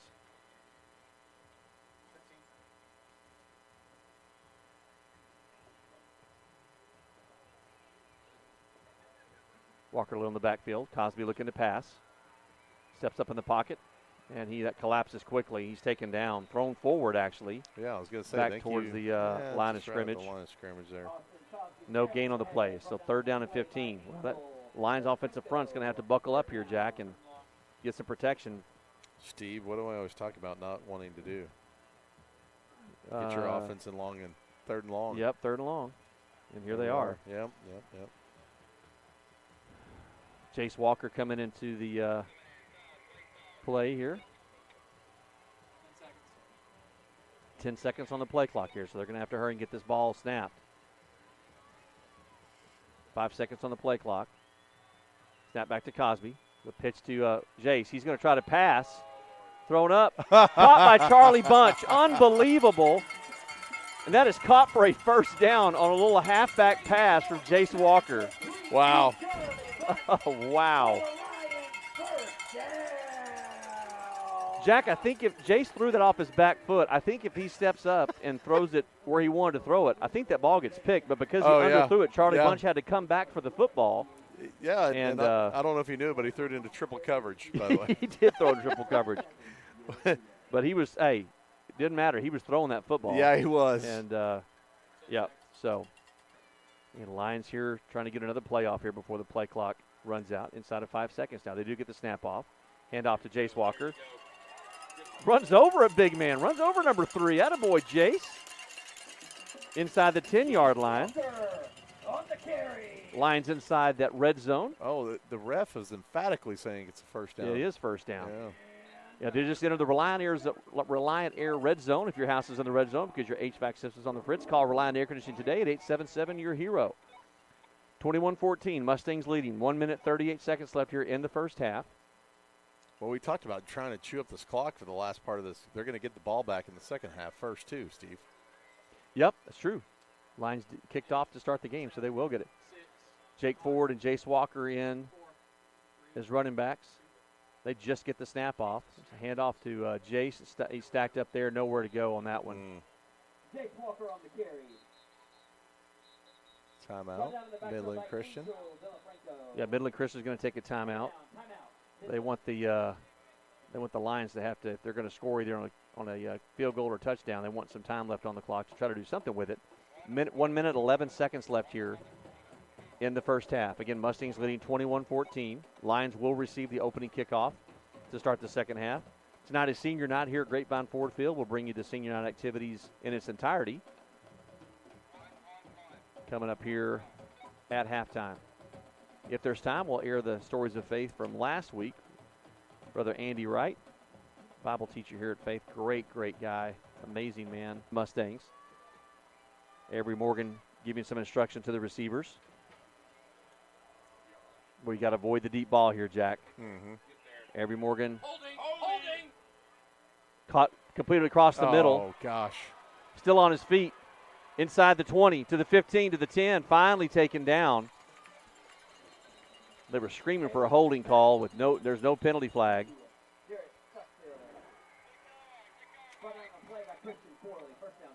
Clock's going to stop with 31 seconds left here as they get out of bounds. Or excuse me, the Mustangs take their final timeout, Jack. Yeah. Jack, take a look on the replay there, or run it back if you will on replay. Run it back and see if there's a hold right there in the middle. They didn't call it. Haven't seen that many penalty flags. We've had an ineligible man downfield. Yeah, I think they've got a dinner reservation they got to get to here tonight, Steve. Hold on, let me do it. Oh, hey, whoa, hey, Jack, hey. Tied at 21 here. 31 seconds left here in the first half. Lions will receive the opening kickoff to start the second half.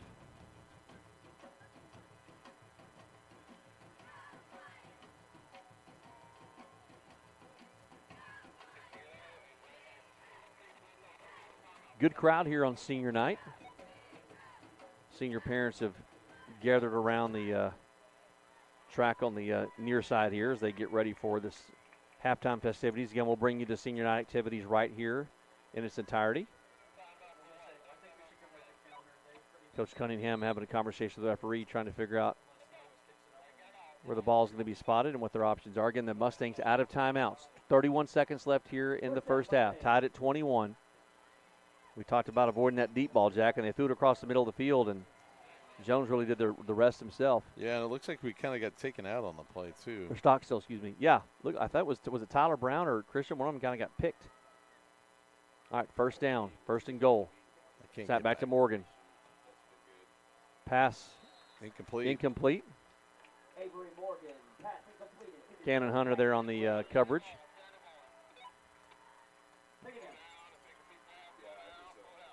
Clock stops here. 25 seconds left. Second down and goal.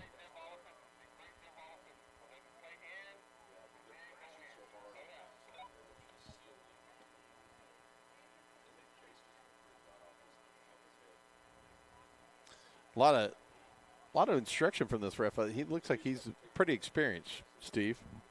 Oh, don't let him fool you. Oh, Lord. Lady almost went. The pass here, Morgan out here on the near side, and he takes it in himself for a touchdown. Kind of duped Charlie Bunch on that one a little bit.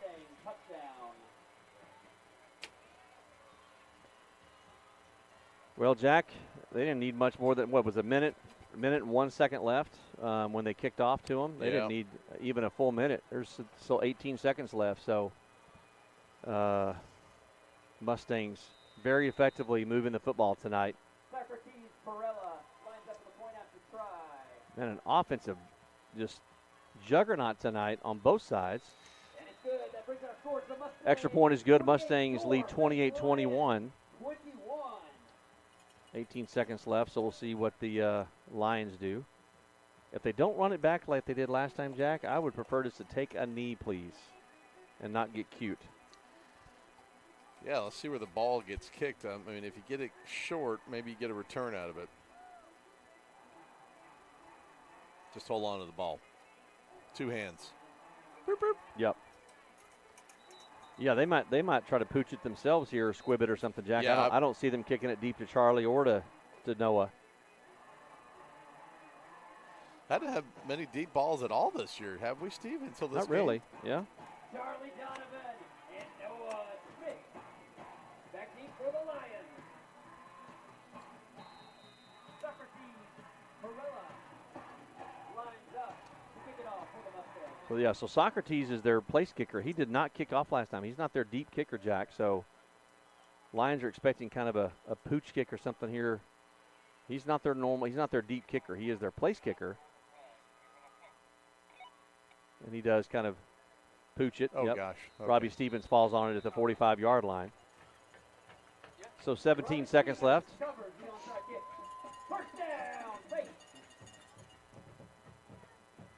Let's see what the Lions have dialed up here. Jack, again, we're not where you want to be. You're down 7. But I will say I'm impressed with the offense scoring 21 points here in the first half. Yeah. And hanging with a really good Mustangs team. Yeah, I think offensively they've played pretty well. Moved the ball really well. I mean, you've had a short field on one drive, but, man, if you can get a field goal out of this would be incredible. It looks like they're going to try to pass. Pass here to the near side. Jace Walker with some room out over the 50 inside Mustangs territory.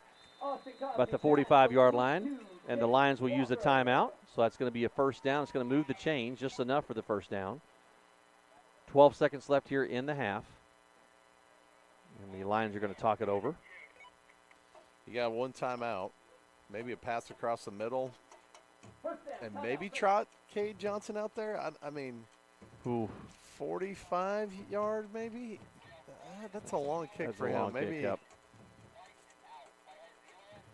Folks, will remind you that this weekend, the Play That Goes Wrong by the Grapevine Faith Musical Theater Department is on display. Tomorrow night at 7:30, Sunday afternoon at 3 p.m., and Monday night at 7:30.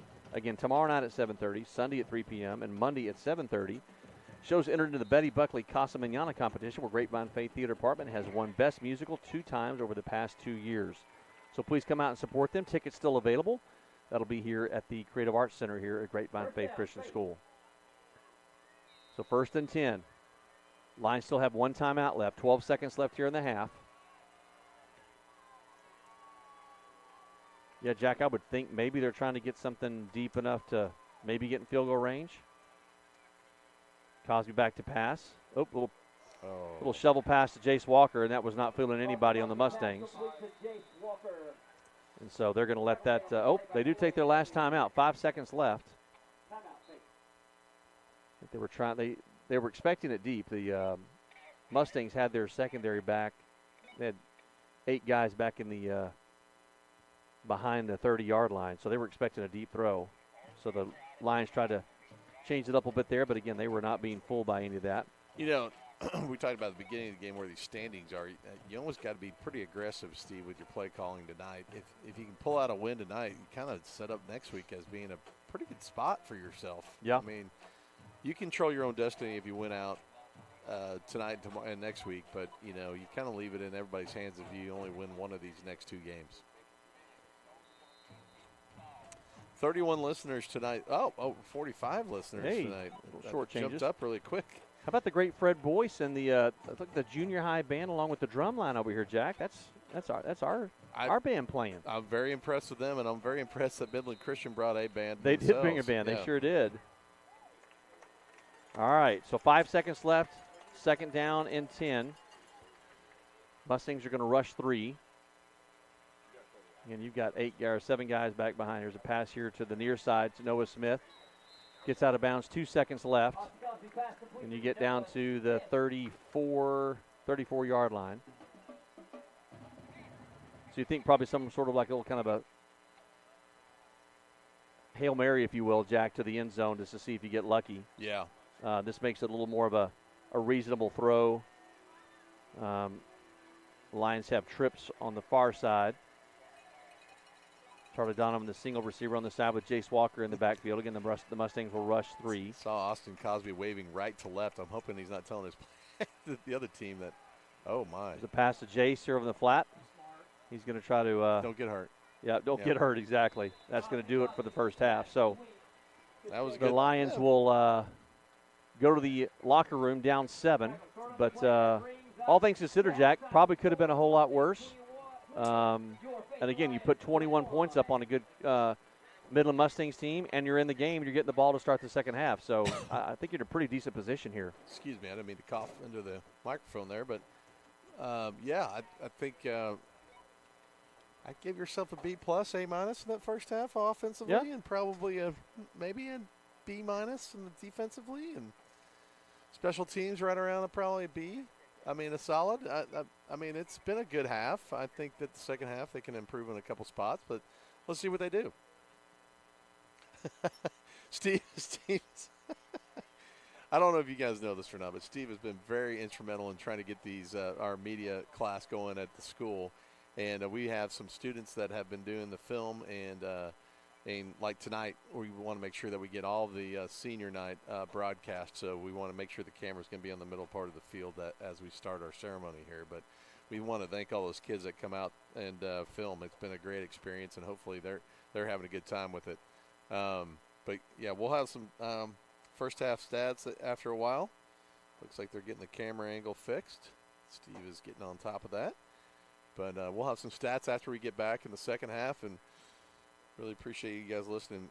Feel free to stick around, and hopefully we have a little more time to listen to Mr. Wright and his stories of faith at the end of this presentation of the senior night. I see Coach Holland and some of the parents are gathering as well over there on the 15-yard line. So I'm going to let Steve take it from here, and he's going to probably sign off the broadcast and allow you guys to enjoy the senior night. Here at Faith Christian School.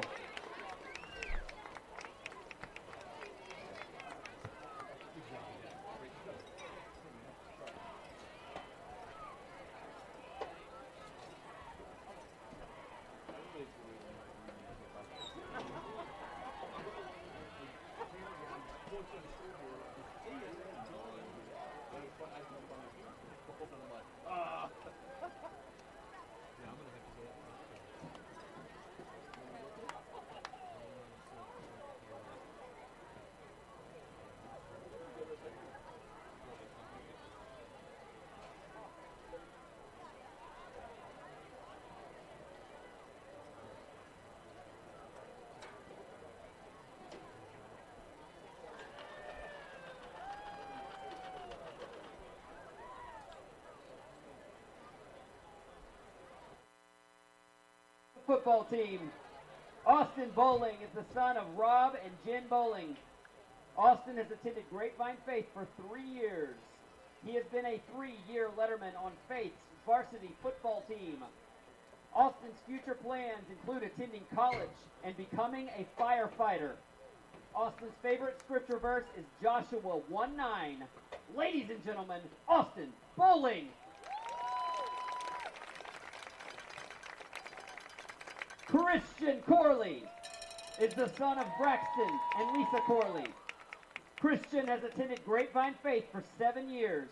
He has been a 3-year letterman on Faith's varsity football team. His future plans include attending college, serving at his church, and finding a job that fits his career plan. Christian's favorite scripture verse is Proverbs 3:5 through 6. Ladies and gentlemen, Christian Corley. Lincoln Cox is the son of Colby and Jenny Cox. Lincoln has attended Grapevine Faith for 7 years. He has been a manager for Faith's varsity football team for 2 years. Lincoln is also a member of the Faith varsity tennis team and drum line. Lincoln is an active member of the Young Men's Service League of Southlake and has volunteered over 175 hours during his high school. His future plans include pursuing a degree in business with an interest in entrepreneurship. Lincoln's favorite scripture verse is Colossians 3:23. Ladies and gentlemen, Lincoln Cox. Nate Demarest is the son of Alay and Elizabeth Demarest. Nate has attended Grapevine Faith for 5 years. He is a 1-year letterman on Faith's varsity football team. Nate is also a member of the Faith Chapel Band. His future plans are currently undecided. Nate's favorite scripture verse is Philippians 4:13. Ladies and gentlemen, Nate Demarest. Jake Ford is the son of Barry and Ellen Ford. Jake has attended Grapevine Faith for 6 years. He has been a 4-year letterman on Faith's varsity football team. Jake is also the president of the Lion Business Academy, a member of the National Honor Society, serves in the chapel band, and is a member of the faith track and tennis programs. His future plans include studying business management and pre-law at Texas A&M. Jake's favorite scripture verse is Romans 8:38-39. Ladies and gentlemen, Jake Ford. Cade Johnson is the son of Quint and Gina Johnson. Cade has attended Grapevine Faith for 10 years. He has been a 1-year letterman on Faith's varsity football team. Cade is also a 4-year letterman on Faith's varsity soccer team and a 2-year letterman on the tennis team, as well as a member of the National Honor Society. His future plans include studying sports business at the University of Oklahoma. Cade's favorite scripture verse is Psalm 23:4. Ladies and gentlemen, Cade Johnson. Ryan Perdue is the son of Rob and Shelley and stepson of John Roach. Ryan has attended Grapevine Faith for 4 years. He has been a 2-year letterman on Faith's varsity football team. Ryan is also a member of National Honor Society, band and drumline, Student Congress, and SLU. Ryan was named a National Merit semifinalist, and his future plans include studying data science at Texas A&M University. Ryan's favorite scripture verse is Matthew 6:34. Ladies and gentlemen, Ryan Perdue. These are your 2024-2025 Faith Lion football seniors.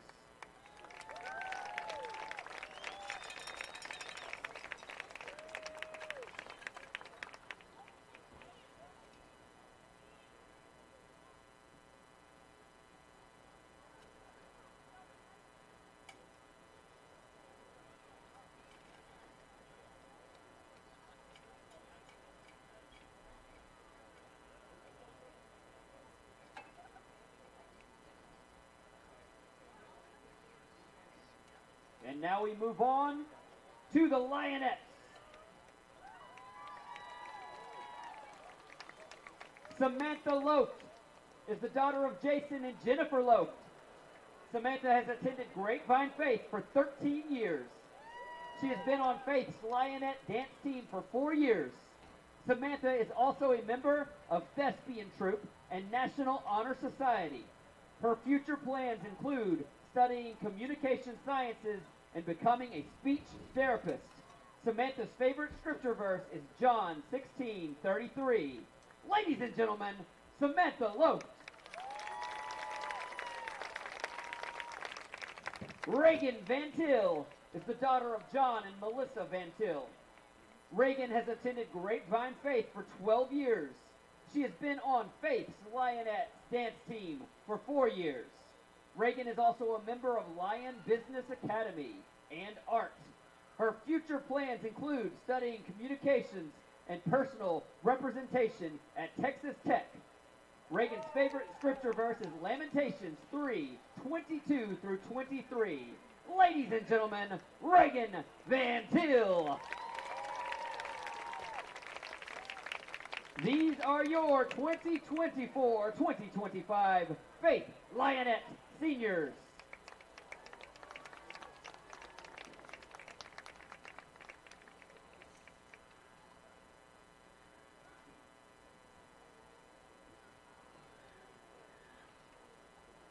And now to recognize our cheerleaders.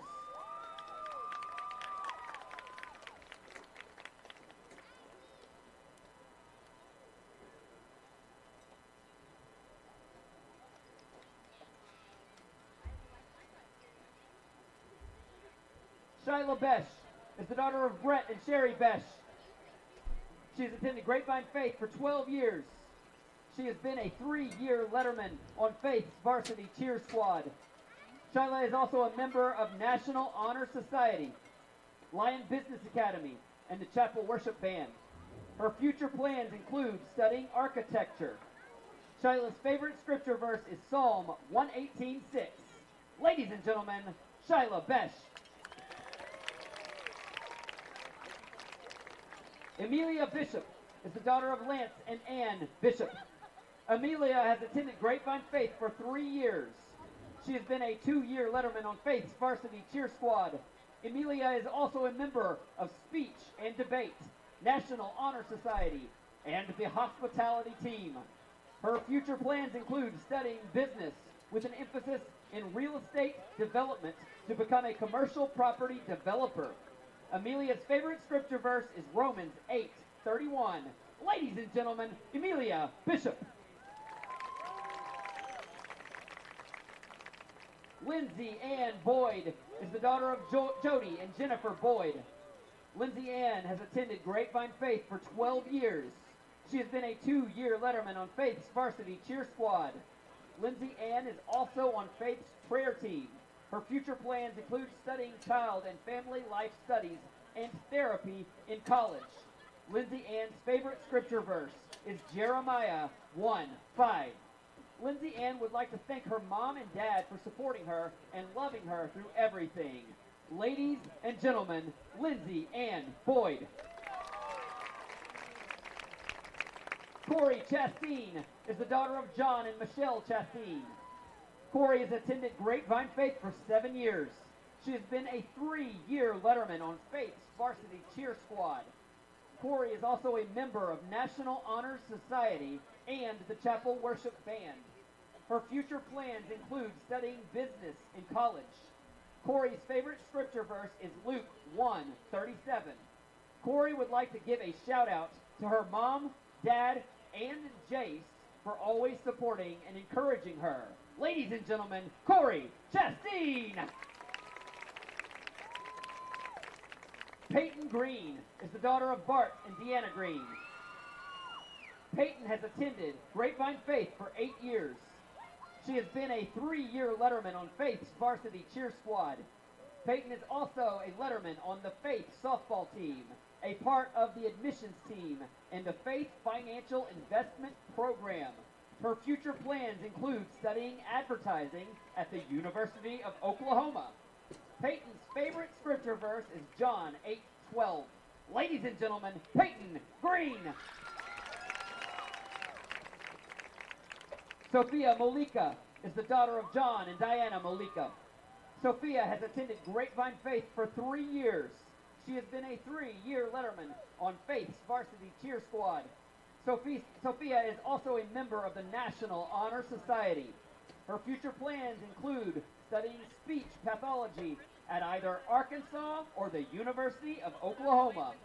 Sophia's favorite scripture verse is Isaiah 41:10. Ladies and gentlemen, Sophia Molika. Lainey Perry is the daughter of Zach and Michelle Perry. Lainey has attended Grapevine Faith for 7 years. She has been a 3-year letterman on Faith's varsity cheer squad and is a captain this year. Lainey is also a member of Student Council, National Honor Society, and the National Charity League, Southlake chapter. Her future plans include studying kinesiology at the University of Oklahoma and pursuing a career in physical therapy. Lainey's favorite scripture verse is Matthew 5:16. Boomer Sooner. Ladies and gentlemen, Lainey Perry. Kendall Reynolds is the daughter of Paul and Deidre Reynolds. Kendall has attended Grapevine Faith for 4.5 years. She has been a 3-year letterman on Faith's varsity cheer squad and is a captain this year and a 2-time NCAA All-American recipient. Kendall has been part of SLU as a member of the Chapel Band, Lion Business Academy, and the Vice President of the National Honor Society. Her future plans include studying pre-med with the intention of becoming an anesthesiologist. Kendall's favorite scripture verse is Romans 8:28. Kendall would like to thank her mom, dad, Evelyn, and Morgan for always supporting and loving her throughout her life. Ladies and gentlemen, Kendall Reynolds. Ella Claire Rosenthal is the daughter of Jason and Selina Rosenthal. Ella Claire has attended Grapevine Faith for 8 years. She has been a 3-year letterman on Faith's varsity cheer squad. Ella Claire is also a letterman for the Faith's women's soccer team, a member of the Student Council, the National Honor Society, Lion Business Academy, and the Ambassador Program. Her future plans include studying speech pathology and minoring in business. Ella's favorite scripture verse is Romans 15:13. Ladies and gentlemen, Ella Claire Rosenthal. Lily Wirt is the daughter of Britt and Tracy Wirt. Lily has attended Grapevine Faith for 9 years. She has been a 2-year letterman on Faith's varsity cheer squad. Lily is also a member of the National Honor Society, varsity soccer, and golf at Faith. Her future plans include studying commercial real estate development with a minor in Spanish. Lily's favorite scripture verse is Hebrews 13:8. Lily would like to thank her parents for everything they have done for her, as well as her friends. Ladies and gentlemen, Lily Wirt. And these are your 2024-2025 Faith Cheer Seniors.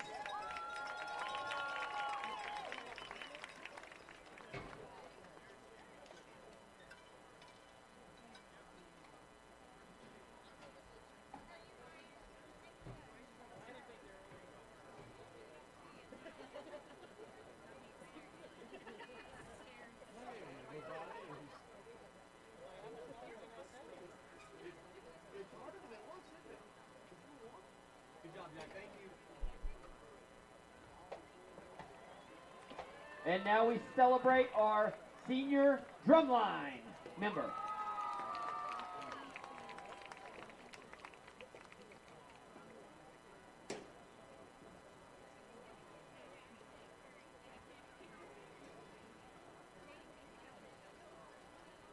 Veronica Fleischer is the daughter of Charles and Dace Fleischer. Veronica has attended Grapevine Faith for 4 years. She has been a 3-year letterman on the Faith drumline. Veronica is also on the Faith's women's varsity soccer team, band, and National Honor Society. Her future plans include studying history. Veronica's favorite scripture verse is Revelation 1:8. Ladies and gentlemen, Veronica Fleischer. And this is your 2024-2025 Faith Drumline Senior.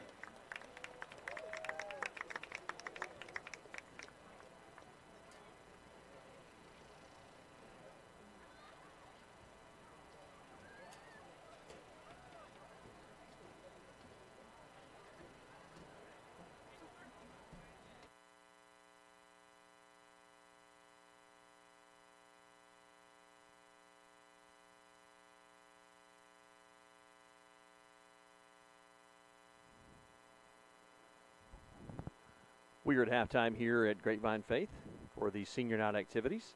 Just finished recognizing all of the seniors on the drum line, the Lionettes, the cheerleaders, and the football team. And now the Lionettes to perform.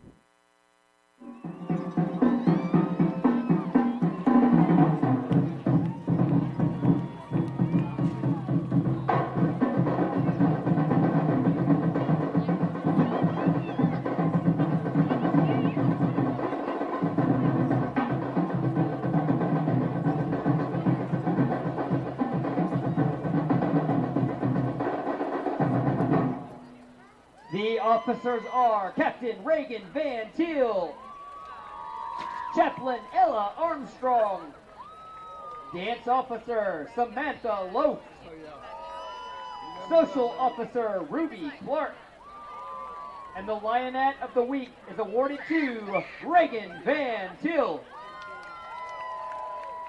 The Lionettes will now entertain you with their streamer jazz routine.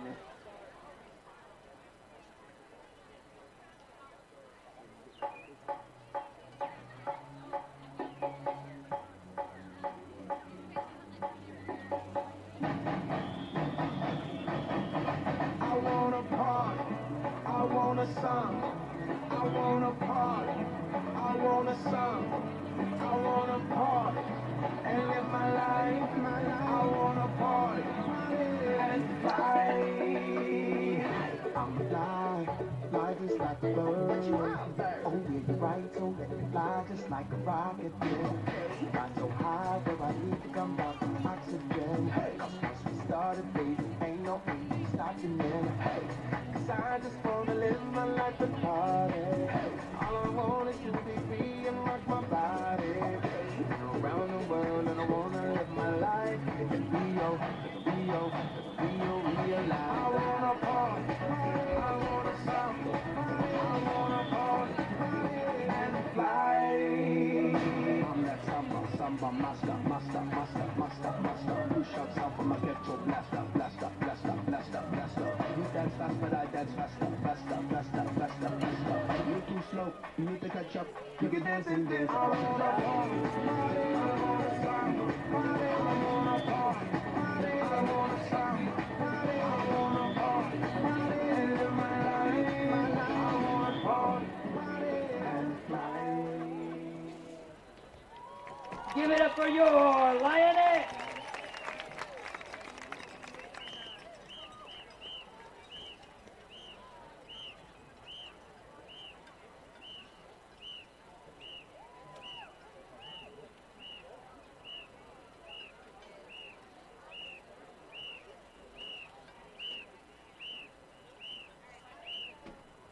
At this time, we welcome to the field your 2024-2025 varsity cheerleaders.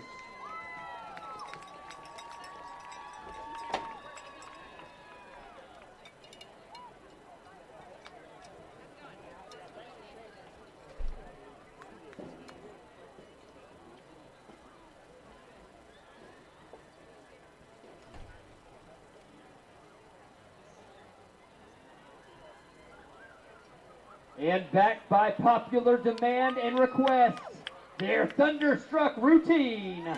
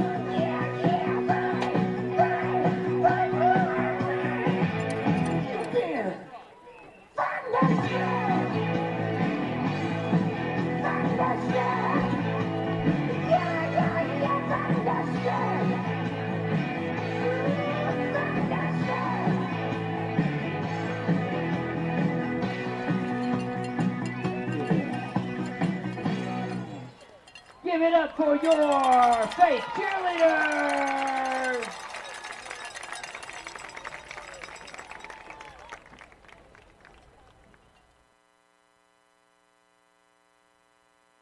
Well, we are back here at Grapevine Ford Field on the campus of Grapevine Faith Christian School. Halftime here, your Lions trailing 28-21. Senior night here at Grapevine Ford Field, just recognizing all of the seniors and the Lionettes and the Grapevine Faith cheerleaders doing their routines. So, Jack, we talked a little bit about it before the halftime break, just effectiveness of the Mustangs moving the football.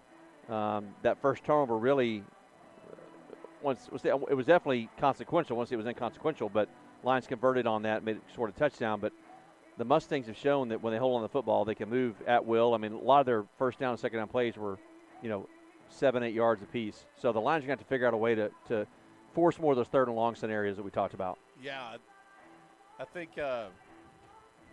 just shutting down that offense or slowing it down a little bit for us would be good in the second half defensively. Offensively, I thought they played really well, but not quite as how should I say it, aggressive as they were last week. A lot of different formations last week. A lot of men in motion last week, and this week is a little more back to what we have been used to seeing. Not that there's anything wrong with it. You still scored 21 points. Close that door. But, we maybe getting Midland Christian off their heels a little bit might throw them off a little bit. Yeah. I do like the new formations and the new plays out of those formations. It seems to be throwing Midland Christian off a little bit.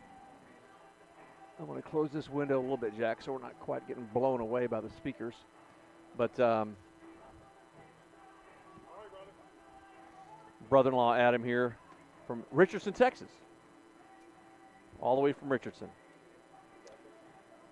Yeah, so the Lions will receive the kickoff to start the second half.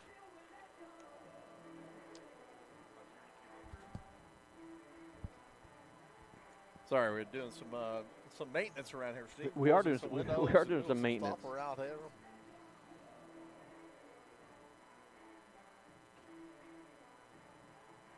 Everybody's still stretching out there, Stevie. You came back a little early. No, we're good. We got plenty of cross talk. Now we got a minute and a half left, and both teams have their. Well, the other thing too we hadn't touched on is making sure that we play this half. All right, now I gotta go check and see if we have a cameraman upstairs, Jack. So now it's your turn to fill. Oh Lord. Well, we got Matt McGuire listening from the Colony tonight. I know that, but we really do appreciate our listeners listening in tonight. Quite the atmosphere again for the second half. Both helmets and air tunnels have been blown up. Teams entering those tunnels, and Steve is back. Good job, Jack. Wow. Yeah, I have nothing else to say. Well, that's odd for a guy who always has something to say. I'm normally having to cut him off, ladies and gentlemen. Yeah. And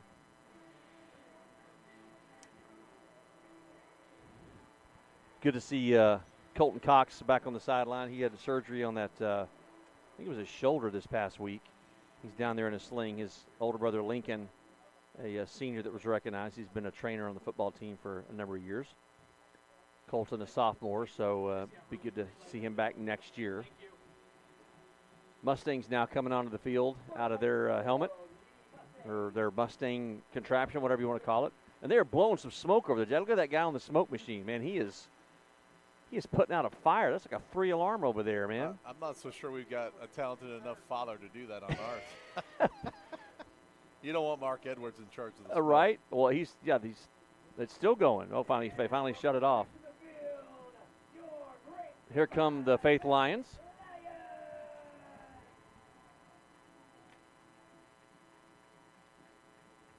Well, we'll reiterate it again. We talked about it in the pregame, Jack, a couple times during the first half.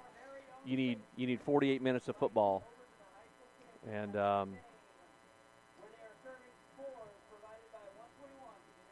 you need a full 48 minutes. You got a full second half here. You got to stay in this game. You got to control the football. You got to take care of it. You need some controlled, sustained drives. And it seems like we say it every week, but you got to avoid those third and long situations while at the same time trying to force the other team into those scenarios. Avery Morgan, the quarterback for the Mustangs, has been really effective. Jones and Bryant at the running back position have also moved the ball effectively. So the Lions have their hands full. They're going to hopefully they made some adjustments at halftime, and we'll see what they come out with. Yeah, Steve, you mentioned it late in the first half about the penalties. There's only been 2 penalties, and both are on Grapevine Faith. One was a holding call at 10 yards, and then you got a illegal man downfield 5 yards. So a very, I was about to say very clean first half, but I think we missed a couple calls. But that's not going to be that's not something I can make mention of. Right. That's up to you.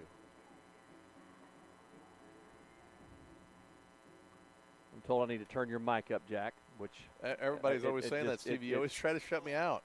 Ball's loose, but Charlie Donovan picks it up. Escapes a couple of tackles, still on his feet, out over the 35-yard line. So kind of ran east-west. Socrates' helmet came off there. Yeah. I wonder if he knew about that before the play started. He knew that was coming. He saw that coming years ago. Oh, Steve, just having fun. That's Nostradamus, I think you're thinking of. Well, Socrates either was one. a philosopher. Well, whatever. He's philosophizing about his helmet coming off. Sounds All right. funny. It sounds funnier that way, doesn't it, though, Steve? All right, 1st and 10 for the Lions. Let's go now. 36-yard line. Let's go, men. First play from scrimmage here to start the second half. Keeper by Austin Cosby. Cuts back and nice escapes. Boy, gets a yard on the play. I don't know if that was a design quarterback run, Jack, or it did look like it was a design call. He kept that ball kind of as a read option there, Steve, and decided to keep the ball.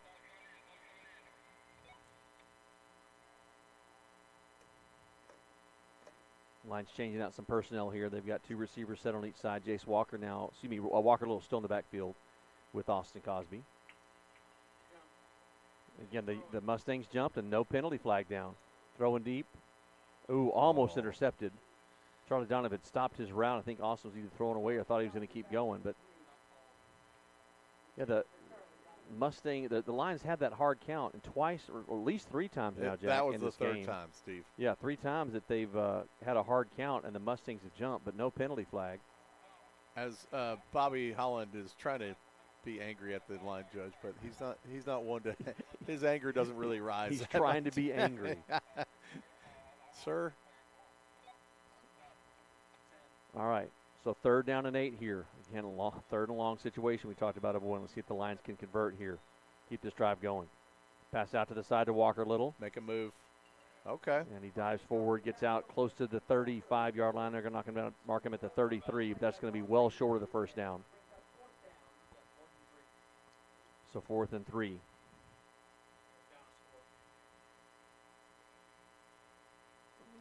Five-yard putting pickup. Jace Walker in. Keeping the offense on the field, Jack. They haven't started the play clock either, Steve. They have not. We'll see what the Lions do here. The Mustangs do not have anybody deep, so we'll see maybe if Austin Pooch kicks it. No, they do send a guy back now. I think Jimmy Harline might be on the clock, play clock. Friend of mine that's not very good with the play clock. Well, I say he's doing great. He started like a 40-second play clock instead of a 25. We'll take that all day. Yeah. Well, the Lions keep their offense out there. They're going to pass here to Jace Walker on the near side, trying to get a block, and he does not get it. Did not get it. Boy, the Mustangs take over 1st and 10 inside of line territory, Jack.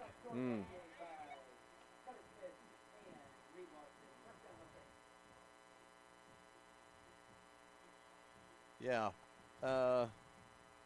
Probably not the way we wanted to start that second half. No, this is putting your defense up against the wall in the corner here pretty quickly. Well, we'll see what they're up for here. I was about to say this is the first time that Midland has started in our territory, which I don't know if that's saying anything, but. Avery Morgan back at quarterback in the shotgun position, single receiver behind him. He goes in motion. That's Jones. Pass out to him in the flat, picks up a couple of blocks. He's finally knocked out of bounds inside the 40. Gain of about 4 on the play, we'll call it. Noah Smith forces him out of bounds. And now they swing 3 receivers here to the near side with 1 on the far side. And again, Jones in the backfield. Case Cole, excuse me. I keep calling him Jones. It's Case Cole, number 27. Apologies.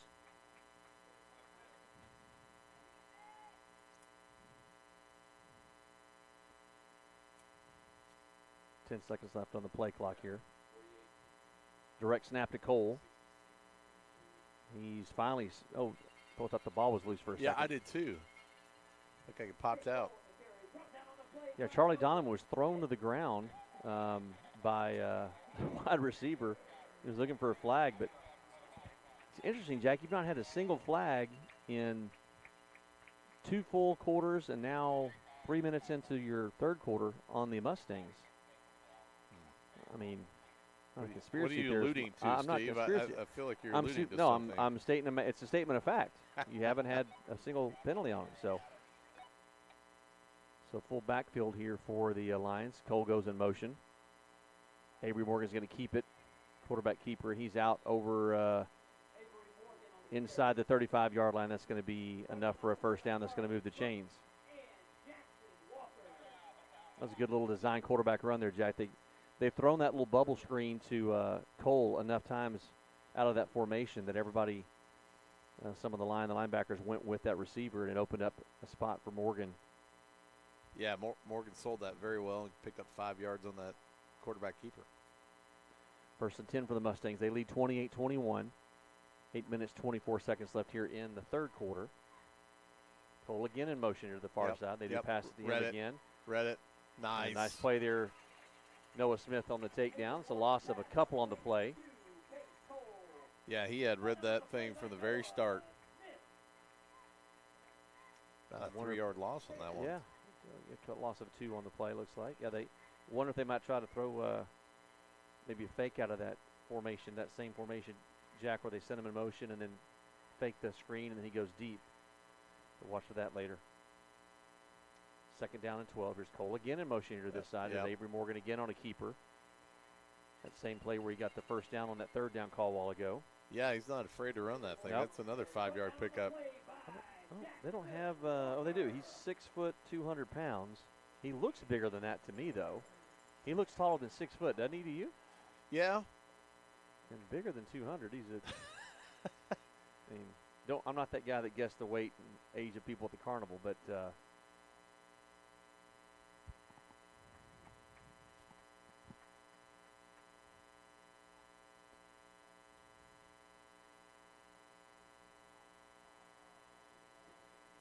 9 seconds left on the play clock. The man in motion behind Morgan, who's under center. Play action pass. Watch 3. Watch 3. Oh, they got nothing. They got nothing, Steve. Chased out of the pocket.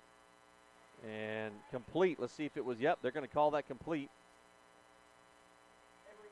A couple of the Lions coaches arguing that he was juggling it when he went out of bounds. But 1st down for the for the Mustangs. Yeah, 10-yard pickup. They didn't have anything initially, and then they kind of found number 3 on the sidelines there. Kind of a relief. Morgan again under center with 2 men behind him. Hand off to Cole. Out inside the 15-yard line.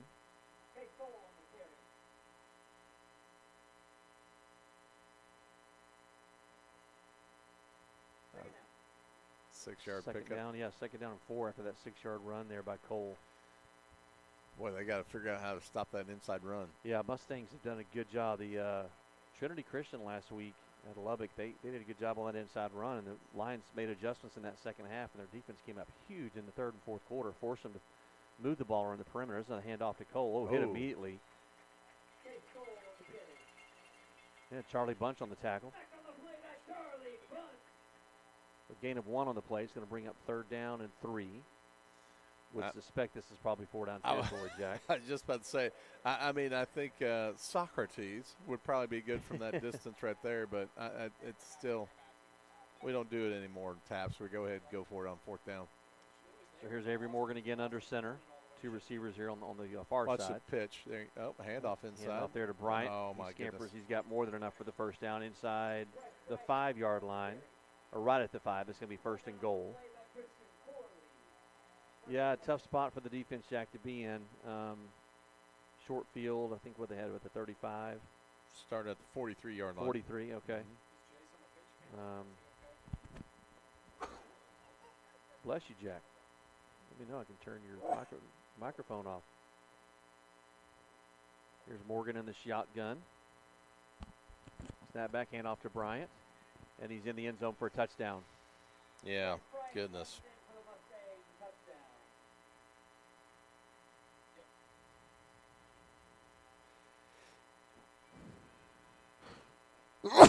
So sorry, folks. Sorry about that, folks.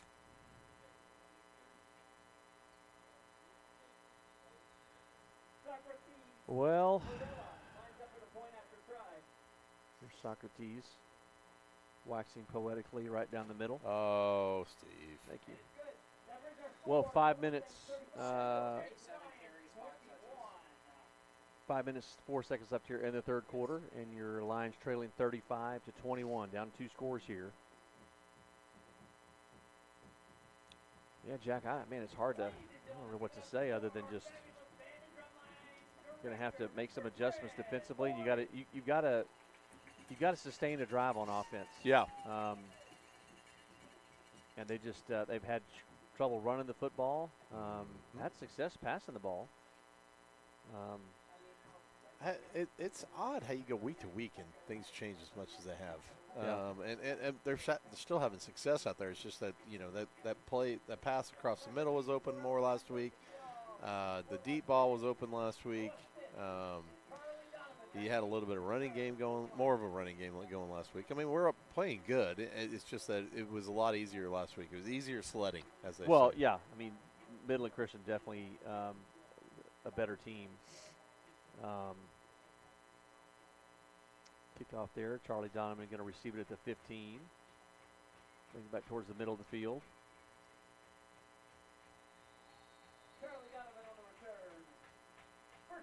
So 1st and 10 for the Lions at their own 26-yard line. The Cardinals down 23-14 at halftime to All Saints, so pretty close game there.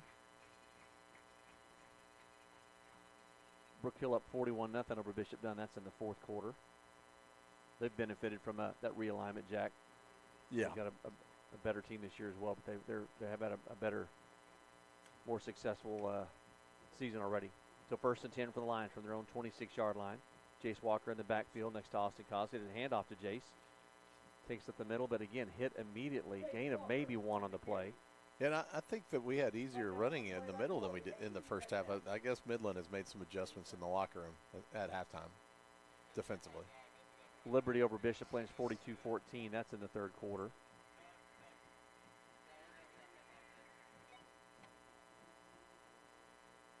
Byron Nelson 17-3 over LD Bell. That's in the third quarter. Sanger 39-6 over Gainesville. That's in the third quarter. The Leopards of Gainesville. The Leopards. 2nd down and 9 here for the Lions. That pitch to Noah coming across on a jet sweep, and Mustangs snuff that out, and they stop him for no gain. Maybe a gain of 1. South Lake Carroll over Keller Central 34-9. That's in the second quarter. Allen 35-10 over McKinney Boyd. That's in the third quarter. Lancaster and Waxahachie battling out down in Waxahachie 13-10 Lancaster. The Tigers over the Indians 13-10 in the third quarter.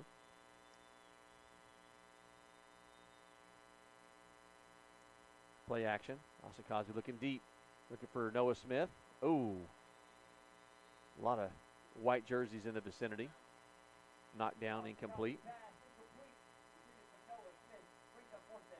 Little jawing going on there. I think Noah was talking about his college decision, just kind of where he thought he might be going to, and maybe his favorite Bible verse as well. Well, the Lions forced to punt here on 4th down. I don't know, that's frustrating, Jack. It's frustrating for the offense because they want to stay on the field, and it's frustrating for the defense knowing that you're about to have to go back out there again. Yeah, not much time ran off the snap. clock Cade on that picks one. it up. Good punt there by Cade. Taken at the 40-yard line. Going to pick up some blocks. There was a block in the back. Colton Edwards just got absolutely annihilated in the back, and right in front of 2 officials, and not a single flag down. And he's going to tell the referee. I don't. It was literally in front of 2 officials, Jack, plain as day. I think Bobby Holland is waving him over. He'd like to ask a question of the referee.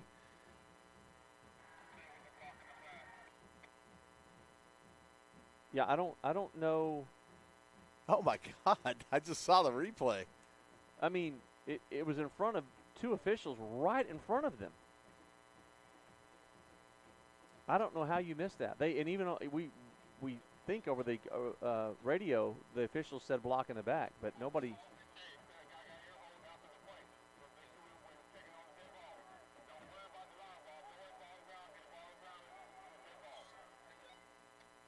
I don't. Well, anyway. Again, a statement of fact, not a single flag's been thrown on the Mustangs this game, and we're 3 minutes, 28 seconds left in the third quarter. There's a man in motion. Charlie Actually, Bunch while the coming ball in. snapped. Pass complete to Case Cole. Slips a tackle. He's along the far sideline, looking to pick up another tackle block, and he does. He's in the end zone for a touchdown. Well, that was a quick one, Steve.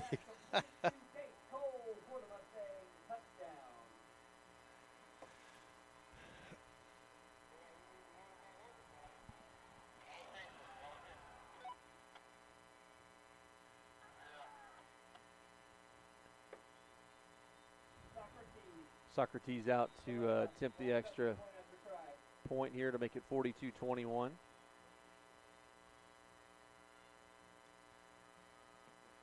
And he does. And it's good. That brings our score to Mustang 42, your Faith Christian Lions 21. Well, Jack, it's hard to find words on this, man, when you're seeing their defense continue to make stops as they have, and our offense has struggled to sustain a drive and keep get the defense a rest and put points on the board. Yeah, you really can't have the 3 and outs. No. Especially in back-to-back.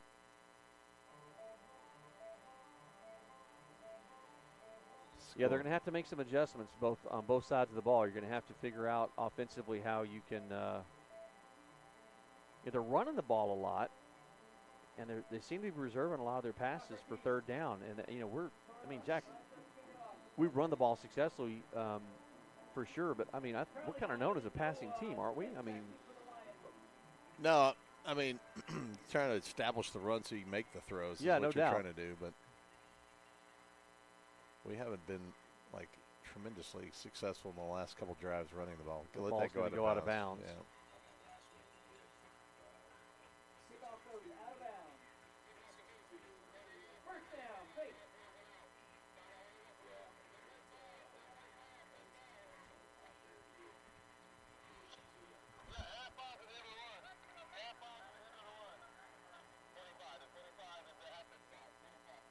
So illegal. There is a penalty flag thrown on the Mustangs. A 5-yard penalty for illegal procedure or something. I don't know if they had too many men on the field or what happened. No, it's going to be the kick out of bounds is what. The kick out of there we go. Yeah. Okay, thank you.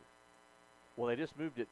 Well, you either get the ball where it went out of bounds or you get it at the 25-yard line, whichever is greater. Thank you, Jack, for keeping me in line here. I clearly don't know the rules. Oh, now they're going to go. It sounds like they're going to re-kick it. All right, what inning are we in, Jack? Is the 3rd inning, 4th inning? All right, they're trying to figure out. I think Bobby's pulling something on them, trying to confuse them. I don't think they need help getting confused. I said it. All right. Well, 3 minutes, 17 seconds left here in the 3rd quarter. Your Lions trailing 42-21. The Mustangs have been decisive. With the only mistake they've had tonight was their opening drive. Their first snap is from scrimmage resulted in a fumble where the Lions recovered on the 30-yard line. About 4 plays later, took it in for a score on a touchdown pass from Austin Cosby to Charlie Bunch. After that, the Mustangs have not had that many mistakes. The Lions have scored, obviously, 2 more times after that initial touchdown, but they've struggled the last 4 or 5 series to move the ball and sustain a drive. I think Coach Holland's getting a different instruction than what he got from the line judge earlier. That's why I think he's talking to the referee at this point. And we'll entertain you with some more scores here. Midlothian trailing Red Oak 27-24. That's in the 3rd quarter. Euless Trinity up 28-10 over Fort Worth Northwest. That's at halftime. Argyle up 49-7 on Grapevine in the 3rd quarter. Yeah, I'm sorry. I probably didn't know the rules either, Steve. It looks like they get the ball to the 30 rather than the 25-yard line. Well, you're human, man, Jack. Well, actually, I think it's given at a 25-yard line, and then if you want to go ahead and take the penalty, it's another 5 yards. So that's why it's at the 30. All right, 1st and 10 for the Lions at the 30. They're on 30-yard line. Again, trailing 42-21. 3:17 left here in the 3rd quarter. What is going on? Well, they're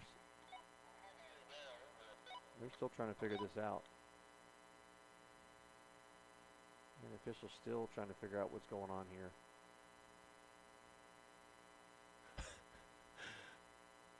Referee's coming over to tell Bobby something.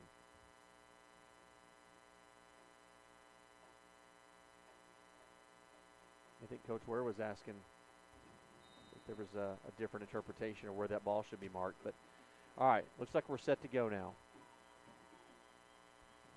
Walker Little in the backfield next to Austin Cosby. 2 receivers on this side, 2 receivers on the far side. Cosby chased out of the pocket, complete to Charlie Bunch. He's out over the 40, out close to midfield. Nice pickup there. Around the 49-yard line. Nice run there by Charlie Bunch. That's for a first down, Jack. Yeah, Charlie, that was a great movement out of Austin Cosby to kind of get a little more room to throw that ball to Charlie Bunch. Nice 18, 19-yard pickup there. We need to see that. Good pass and catch there from Austin to Charlie. All right, 1st and 10 for the Lions, right near midfield. Pass to the far side, complete to Noah Smith, but couldn't quite sustain that block, Jack, and it's going to be a loss of 1 on the play on that little wide receiver screen. Yeah, just kind of slipped that one, didn't they? Yeah, Mustangs have done a good job on these kind of screens and little bubble screens, and even the jet sweep worked the first couple of times that Lions ran it, but they've sniffed that out too. So yeah. See what Coach Ware has here dialed up for the offense on 2nd down. Loss of 1 on that play, so it's 2nd and 11.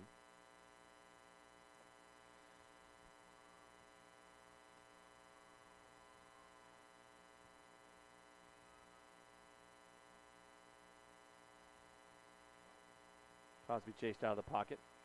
Looking to throw. Complete. Still on his feet. Finally upended around the 29-yard line. Noah Smith with the reception.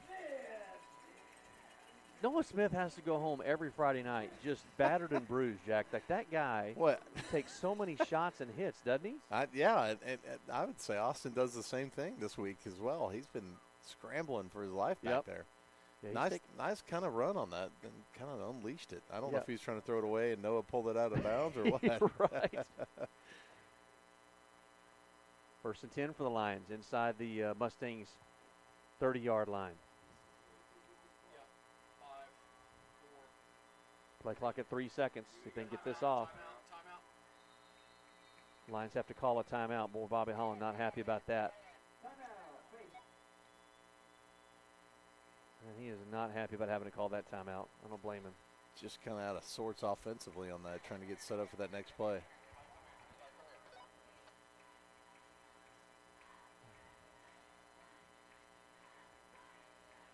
All right, well, minute 29 left of the 3rd quarter. Lions trailing 42-21. This drive felt like it's been longer than that. Well, really with all these refs and running in and out, I don't know. But, you know, it's done a little bit of what you asked for, Steve. Kind of get that defense a little bit of a rest. It's taken up just under 2 minutes. Yeah, the defense getting a little bit of a breather. Longer than they've had the last couple of series for sure. Legacy Christian up over Nolan Catholic, 35-13. That's in the 3rd quarter. Try to give you some scores here that affect our district.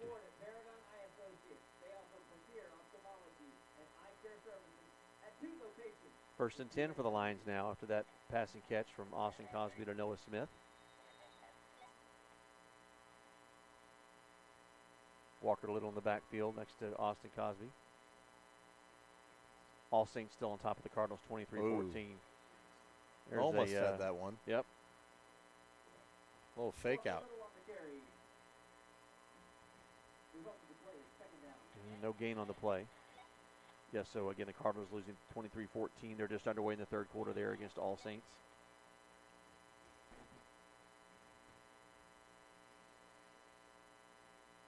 Well, I know we still got just over a quarter left in this game, but they really got to start focusing on Fort Worth Christian after this game ends. Yep. Hand off to Walker Little. He stumbles forward for a couple. Gain of 2 on the play. So 3rd down and 8. So ball at the 25-yard line. Yeah, you're right, Jack. It's a quick turnaround here. Next thing you know, your last game and a big rivalry game, obviously, against the Cardinals. Yeah. 3rd down and 8 here. Snap back to Cosby. Steps up in the pocket. He's looking deep. Thrown into. Whoa! What was that?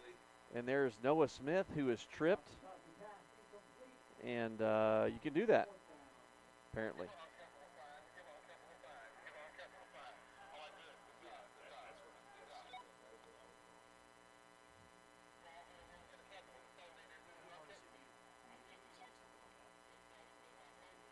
Am I off?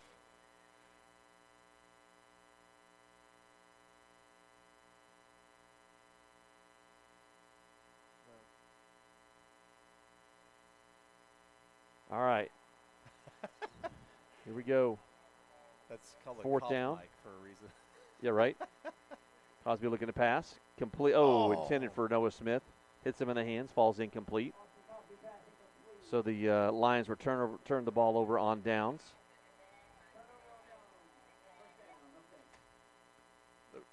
Yeah, man, that was an odd no call. I think it was a. I watched that safety come over, and he was looking to plow into. No, there was no reason for him to hit him. Yeah. That play was over with.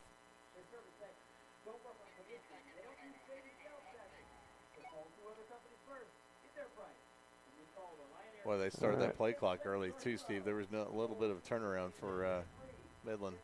16 seconds left here in the third quarter. There's a jet sweep here to Cole.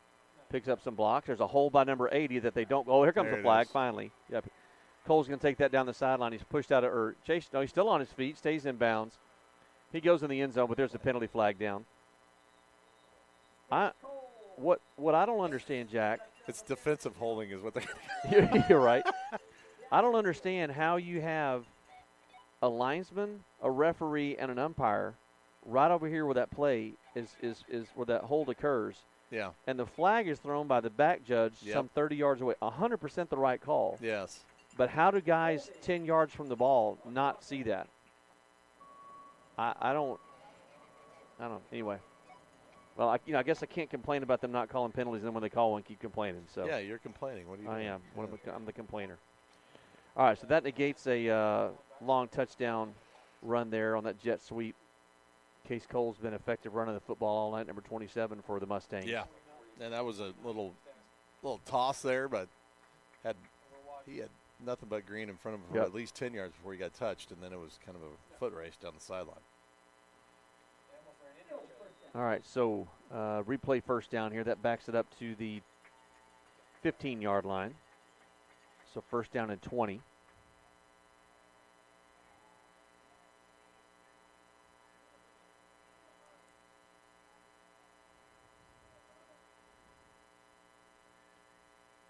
Pass here to the near side. Oh, they're going to call that incomplete. Looked like he caught it and tried to make a couple of moves, but I did too. Well, that's going to be the end of the third quarter. And our score 42-21, as you see there.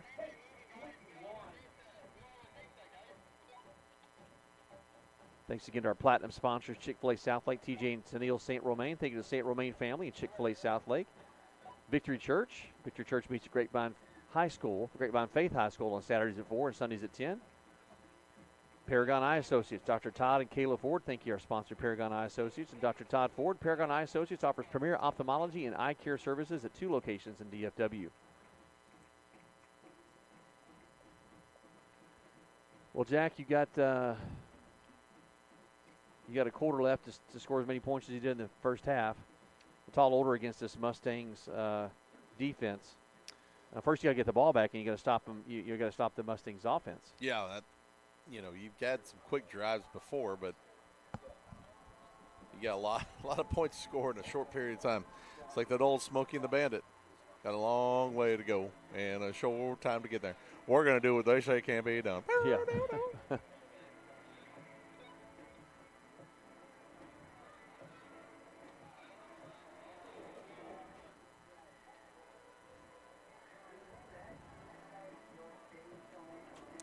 Dee Grimes says, "Go Lions, Steve."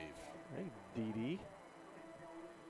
You can still text us if you want at 817-980-7994. Let us know that you're listening. You can chat with us on the YouTube live stream or YouTube channel. All right, so we're starting the fourth quarter here. Mustangs with a long second down and 20 from their own 15-yard line. Morgan under center.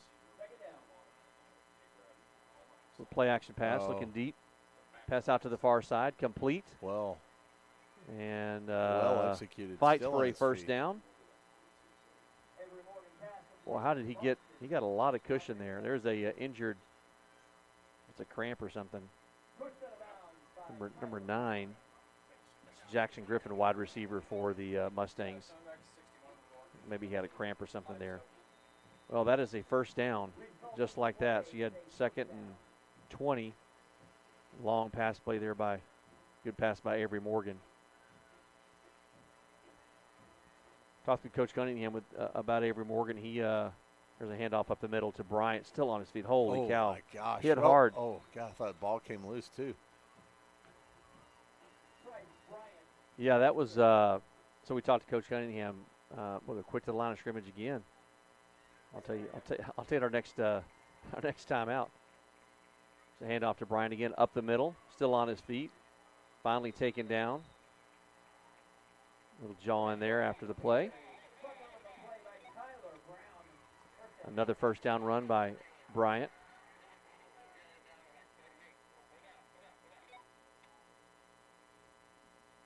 First down and 10. So Coach Cunningham talked about that Avery Morgan played behind his last 3 years, freshman through junior year, played behind some guys who've gone on to play some college football, and which waited his turn. Has done a good job his senior year of taking the mantle. There's a long, deep pass play, wide open is number 80, and caught. Got behind the Lions secondary. And that's going to be first down and goal.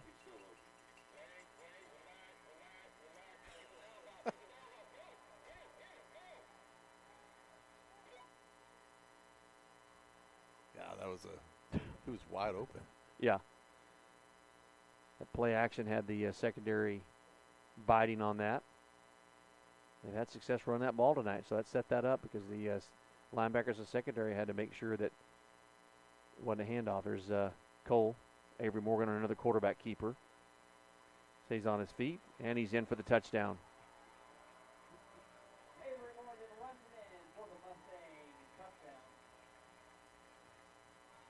Well, two very different teams here from last week, Jack, and this week. Just a lot more size and talent on the, no disrespect to the Trinity team, obviously, because they've got a talented football team, but Midland Christian is, there's a reason they're 2-1 in district, and their only loss is to All Saints. Yeah, we can talk about our own team, but this district is stacked. Yeah. I mean, you've got a lot of good football teams in this district. I mean, we didn't get any freebies after we switched the realignment. No, we did not. Well, with right at 11 minutes left here in the game, our score is 49-21. Mustangs on top. All Saints still over the Cardinals 23-14. That's in the third quarter. Southwest Christian and Lubbock Trinity are in progress. We do not have a score there yet.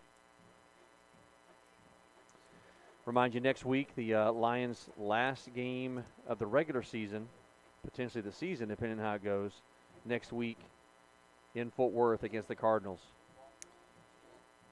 Yeah, I think if you get to 2 and 3 in district, Steve, with a win next week, you can make the playoffs.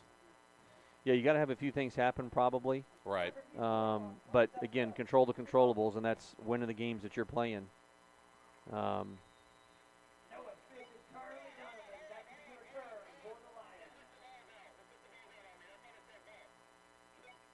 Socrates might out to kick off. They're going to have to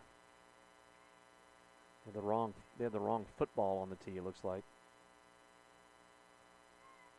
Not sure why it even matters at times, but I'm sure Jeff Stewart would be able to tell you. He's a this is true. Ball kid over there. Is true. Yeah, where's the great Jeff Stewart tonight? I wonder. Of Reliant Air Conditioning, mentioned them several times, obviously. How about just getting one football out there, Midland Christian? Football. There we go. Yeah, there we go.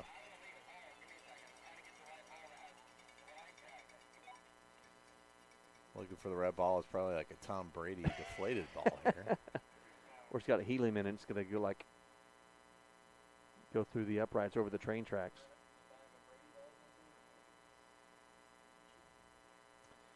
Yeah, it's gotten awful quiet here on the Faith home side, Jack. And again, just not a whole lot to say, man. It's just been tough sledding.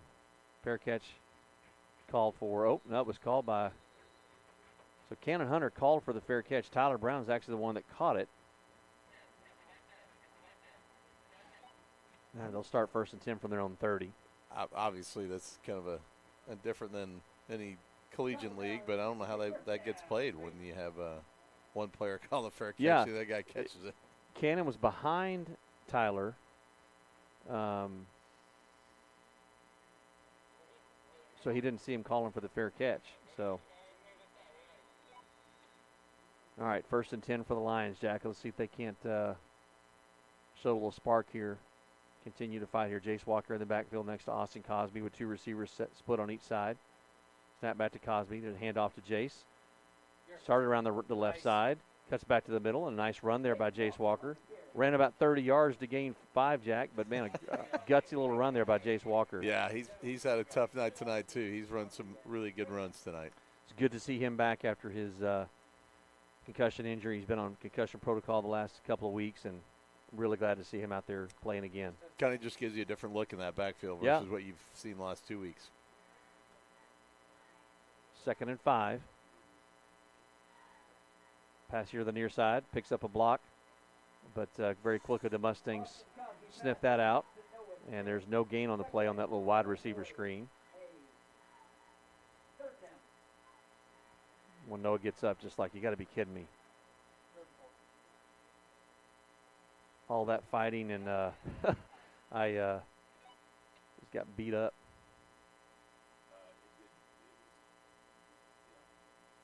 All right, so you got a 3rd down play here, Jack, that you need to convert on. I almost say assume you're 4-down territory because you're behind 28 points, but you don't want to give them the ball inside your own territory, so you need to convert here on 3rd down. Yeah, let's get a 1st down here, Steve. Cosby looking to pass. Complete to Noah Smith. He's hit immediately, but that's enough for a 1st down. Yeah, 9-yard pickup. Nice throw and catch there. Out to the 45-yard line. So that's going to move the chains and keep this drive alive, which is exactly what we talked about. Lions need a good sustained drive here. The odds of you scoring 28 points in 9 minutes, Jack, are pretty simple. But let's sustain a drive and keep their offense off the field. Yeah, you're trying to get that momentum for next week as well, Steve. Yep. In the game strong here. Show some fight and take that into your last regular season game next week against the Cardinals. Cosby looking to pass here on 1st down. Steps up in the pocket. It collapses, and he's taken down.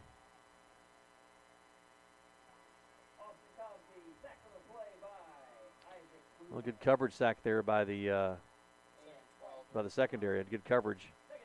Charlie Donovan was deep, but he had one of the safeties right there with him. So loss of 2 on the play. Back to the 43-yard line. It's going to bring up 2nd down and 12.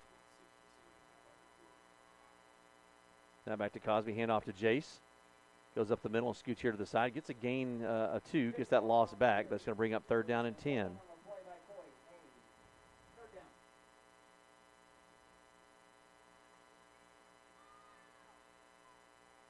A lot of talking by the Mustang secondary to Noah. They're trying to get inside his head, I think. I guarantee it's not working, but they are jawing. Charlie Bunch and Charlie Donovan are going to switch sides. 8 minutes, 10 seconds clock running. Your Lions trailing 49-21 here in the 4th quarter. Snap back to Cosby. Pass. Ooh. In and out of the hands of Cannon Hunter. That would have been enough for a 1st down. It was in some traffic, but it hit him. That was a catchable ball. Hit him right in the hands, Jack. So I think Austin's had a pretty good game back there. I mean, I wouldn't, he's moved around in the pocket pretty good. Yeah. And found an open man when he needed to.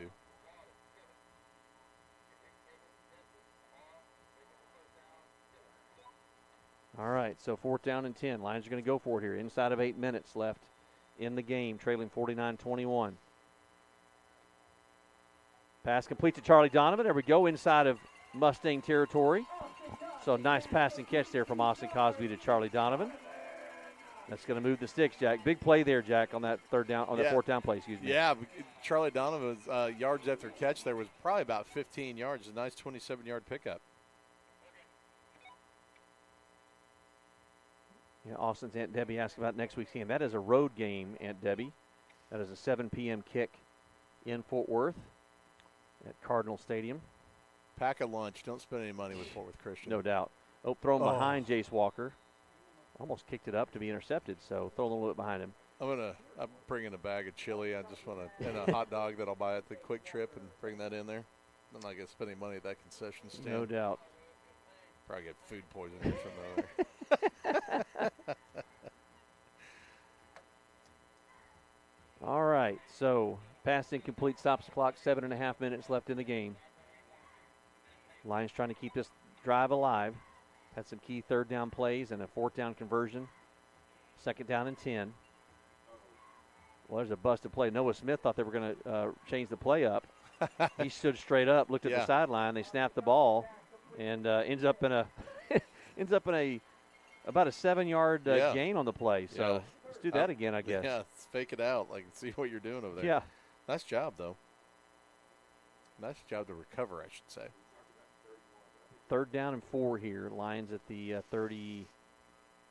27-yard line.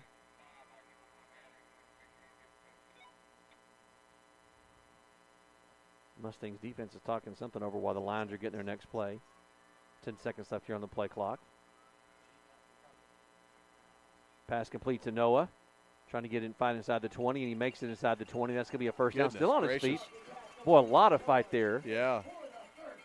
I love Jace Walker coming in and pushing that guy away, saying, get off my guy. So great pass to Noah Smith from Austin Cosby.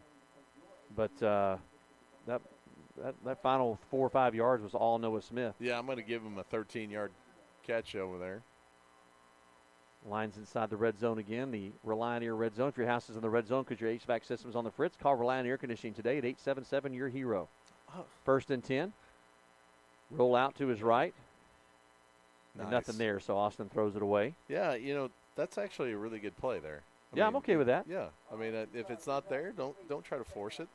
Design rollout here to the short side of the field and trying to see if somebody could spring loose, but no luck. So Austin smartly throws the ball away, and you live to find another day here. Second down and 10.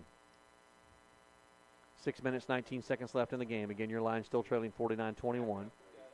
Trying to keep this drive sustained. Jace moves to the other side of Austin.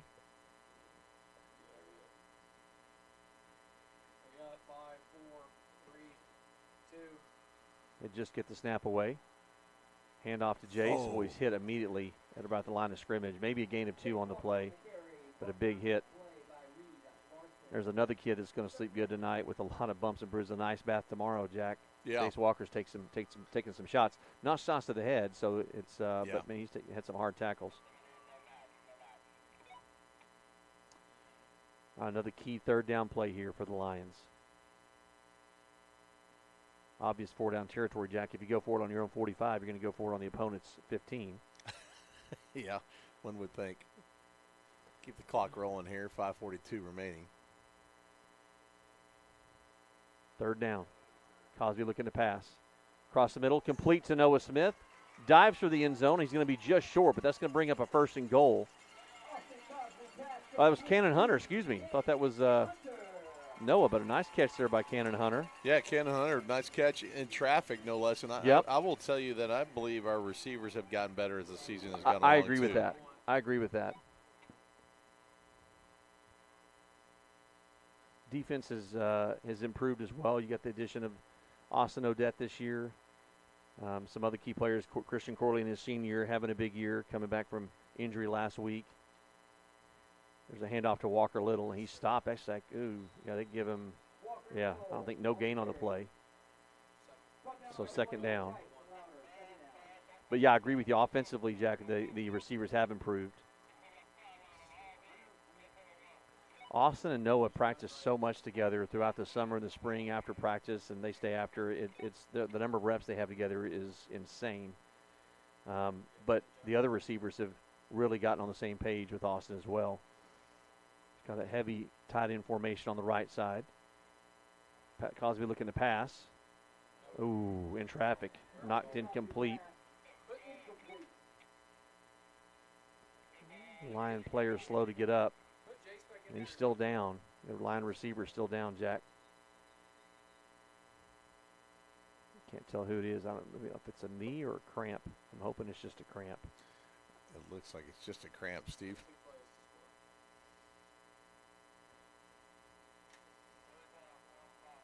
We'll bring up 3rd down and goal from the 1-yard line.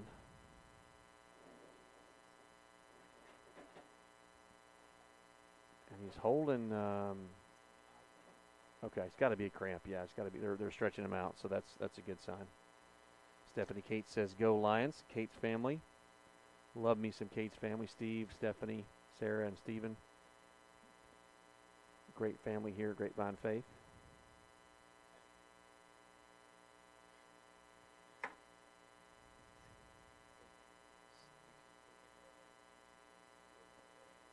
Still attending to the injured player. I think look, maybe no, I can't tell.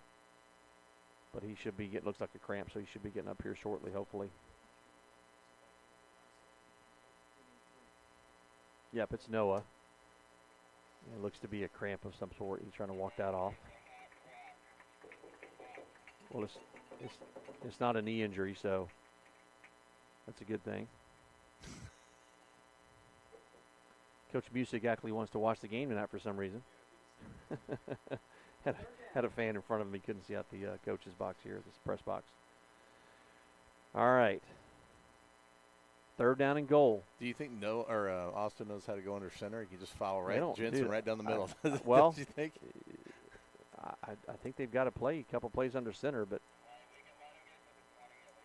yeah, I mean, I would, give them line up under center and give your running back, a few yards to get a run and start, hand it off to him and blast in there, with something you don't have from a shotgun formation. Yeah.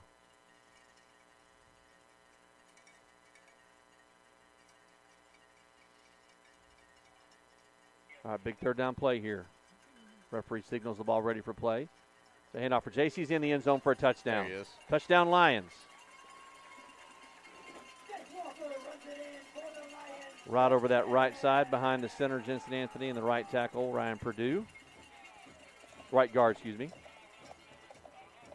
So the Lions get in the end zone, and they cut into the lead a little bit, Jax. 49, look to make this 49-28. So you're saying there's a chance, Steve?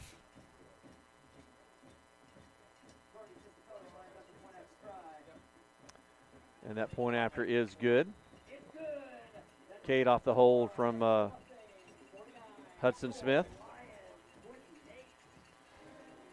Well, that was a long drive. Gave your defense a little bit of rest. Yep. Defense got a good rest, except for the guys that go both ways. Yeah. That's 6.5 minutes on that drive. That's good. Very, very good drive there by the Lions offense.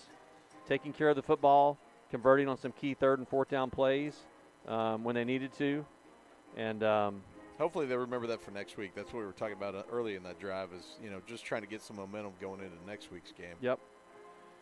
We had some good runs by Jace Walker. You had some good pass plays.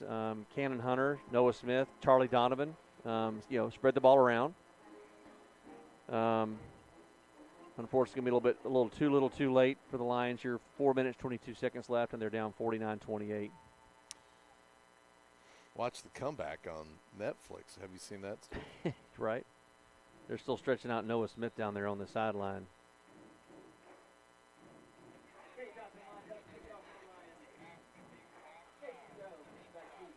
Mustangs are expecting a onside kick here, and that's exactly what it is. Ball kicks up. Oh, it's going to be a flag down. Yep. Should be a flag down. That's not our ball. They don't know. I don't think they know how to throw a flag, so they're going to – I don't see a flag down. Let's see.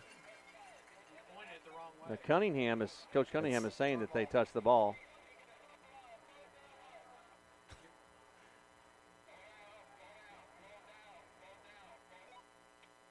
It's got to be illegal touching on Grapevine Faith. They were 7 yards. Yeah, the ball was touched before it went 10 yards, but they didn't throw a penalty flag, which pretty consistent for tonight. You were talking to them before the game. Did all of them have the yellow flag that they have them in their pocket? I didn't see any. They've got the little down marker they can throw down where the ball goes down. I saw that.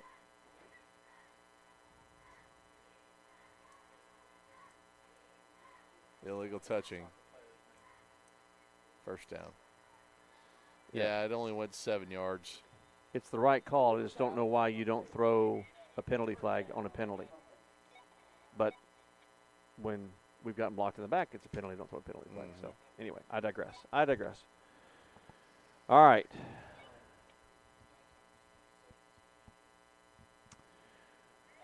All right, 4 minutes, 21 seconds left. The Mustangs are going to take over 1st and 10 from the Lion 48-yard line.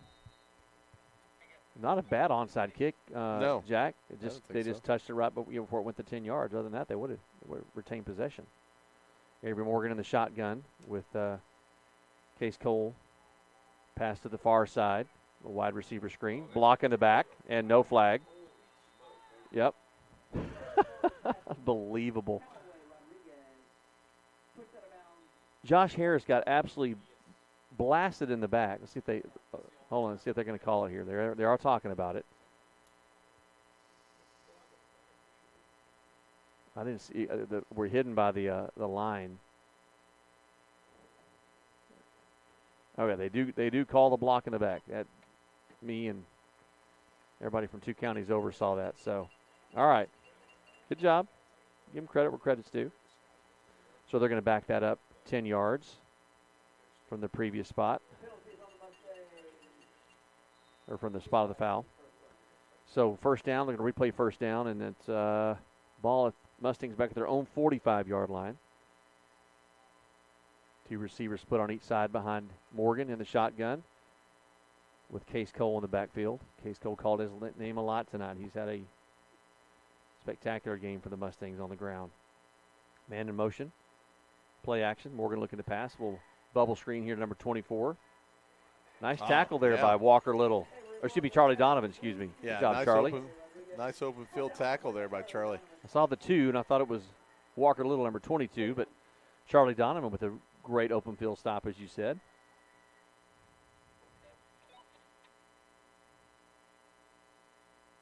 Lions defense here trying to stop this momentum that the Mustangs have really had after their first play from scrimmage where they fumbled the ball and turned it over. Jack, they really have maintained control of this football game. Yeah, kind of recovered from their mistakes. 3.5 minutes left. Again, Lions trailing 49-28. Hand off to Cole right up the middle. Looks like that 47-yard line came up. Yeah, I was going to say, tripped over the yard line, didn't he? Great Tammy Peden giving me some updates here on some scores. Give you an update on district matchup here.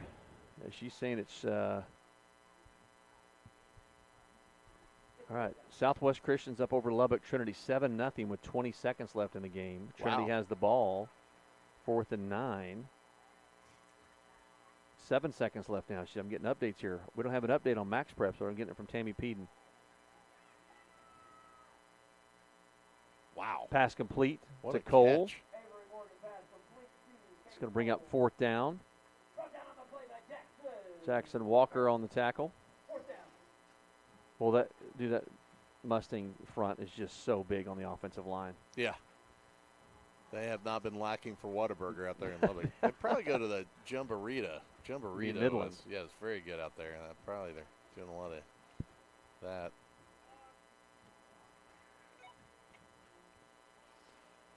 Clock.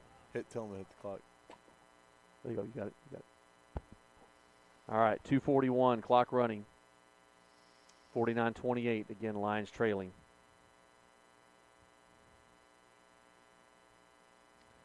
Takes a village over here, folks. Get the clock guy going, the play clock guy going.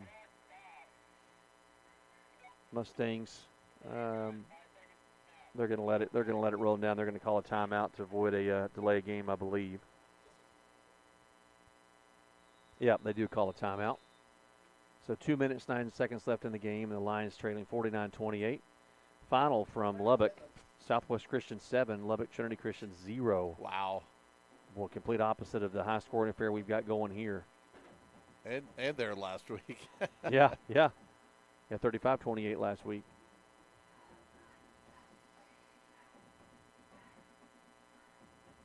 I think if you look back on this game, I think that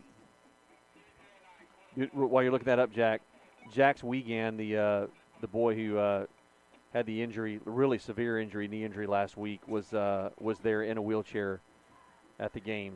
So thank you, Tammy Peden, for that update. Glad to hear that Jax was able to be there. What was the end result of Jack's injury? He had a dislocated knee. He said his kneecap was just floating. It was a really horrific injury. Yeah, it was pretty bad. But he had surgery on it, I think, Saturday morning, and has been in recovery. So, yeah, you're going to look back on that last try with 1 second left at the end of the first half. Mm-hmm. That they gave up the touchdown to make it 28-21. Yeah. Could have been going at halftime 21-21 would have been a little bit different outcome. Yeah, and getting the ball, right? Yes. First and second half. All right, empty backfield for Morgan. 5 receivers in the pattern. Pass thrown incomplete. Intended for Jarrett Stockstill. That ball falls incomplete, so the Lions will take over 1st and 10. 2 minutes, 6 seconds left in the game.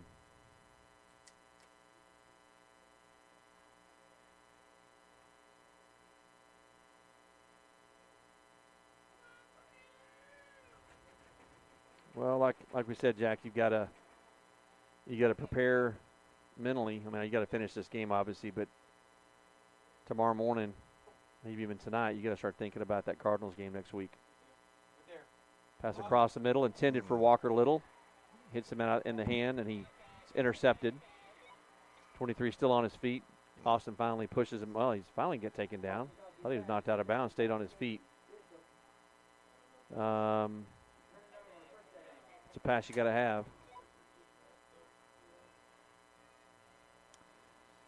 Well, when it rains, it pours.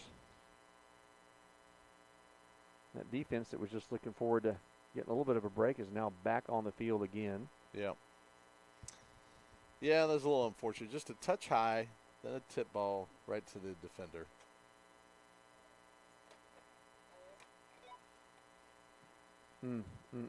Inside of 2 minutes, 1:52 left here in the game. Would assume that Midland's going to hand this ball off, and they're going to pass. They're up 20-21, so yeah, pass the ball. Taken out of bounds at the 10-yard line. Interesting play call. Hudson Smith had that play read pretty good. He just didn't get in there and make the tackle. Just again, we got to make some commitments to making some plays defensively. Well, they got him tackled inbound, so clock continues to run. Minute 20 left. That might have been a little generous with the inbound. Yeah, I agree. Yep. Delaying the inevitable here if you stop the clock. So Mustangs going to let it off to Cole here. Yep. There's a handoff to Cole. Inside, close to the 5-yard line. Right at a minute now left in the game.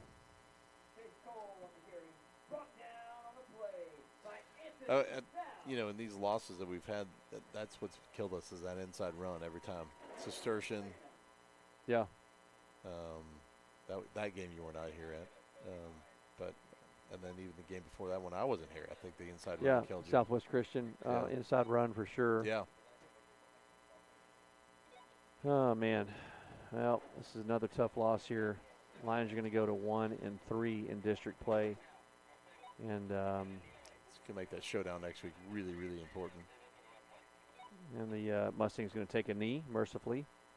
And that's going to be it. So that both teams will line up. Well, Jack, not the result you wanted here at home in your last home game. No. And maybe take a minute to thank those seniors that have been playing with our squad no for doubt. a while. Really do appreciate their efforts. Yep. Been through some lean times around here. Yep. Those seniors. Yep. Not the senior year they results they wanted, but they stuck with the program and they helped build a foundation for growth here over the next few years, hopefully. So, well, congratulations to Coach Cunningham and his team on a victory tonight. And the Lions, again, go to 1-3 in district play next week in Fort Worth against the Cardinals.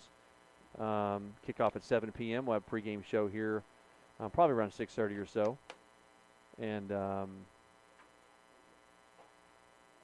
so, well, not much to say after that one. We'll be on the road next week.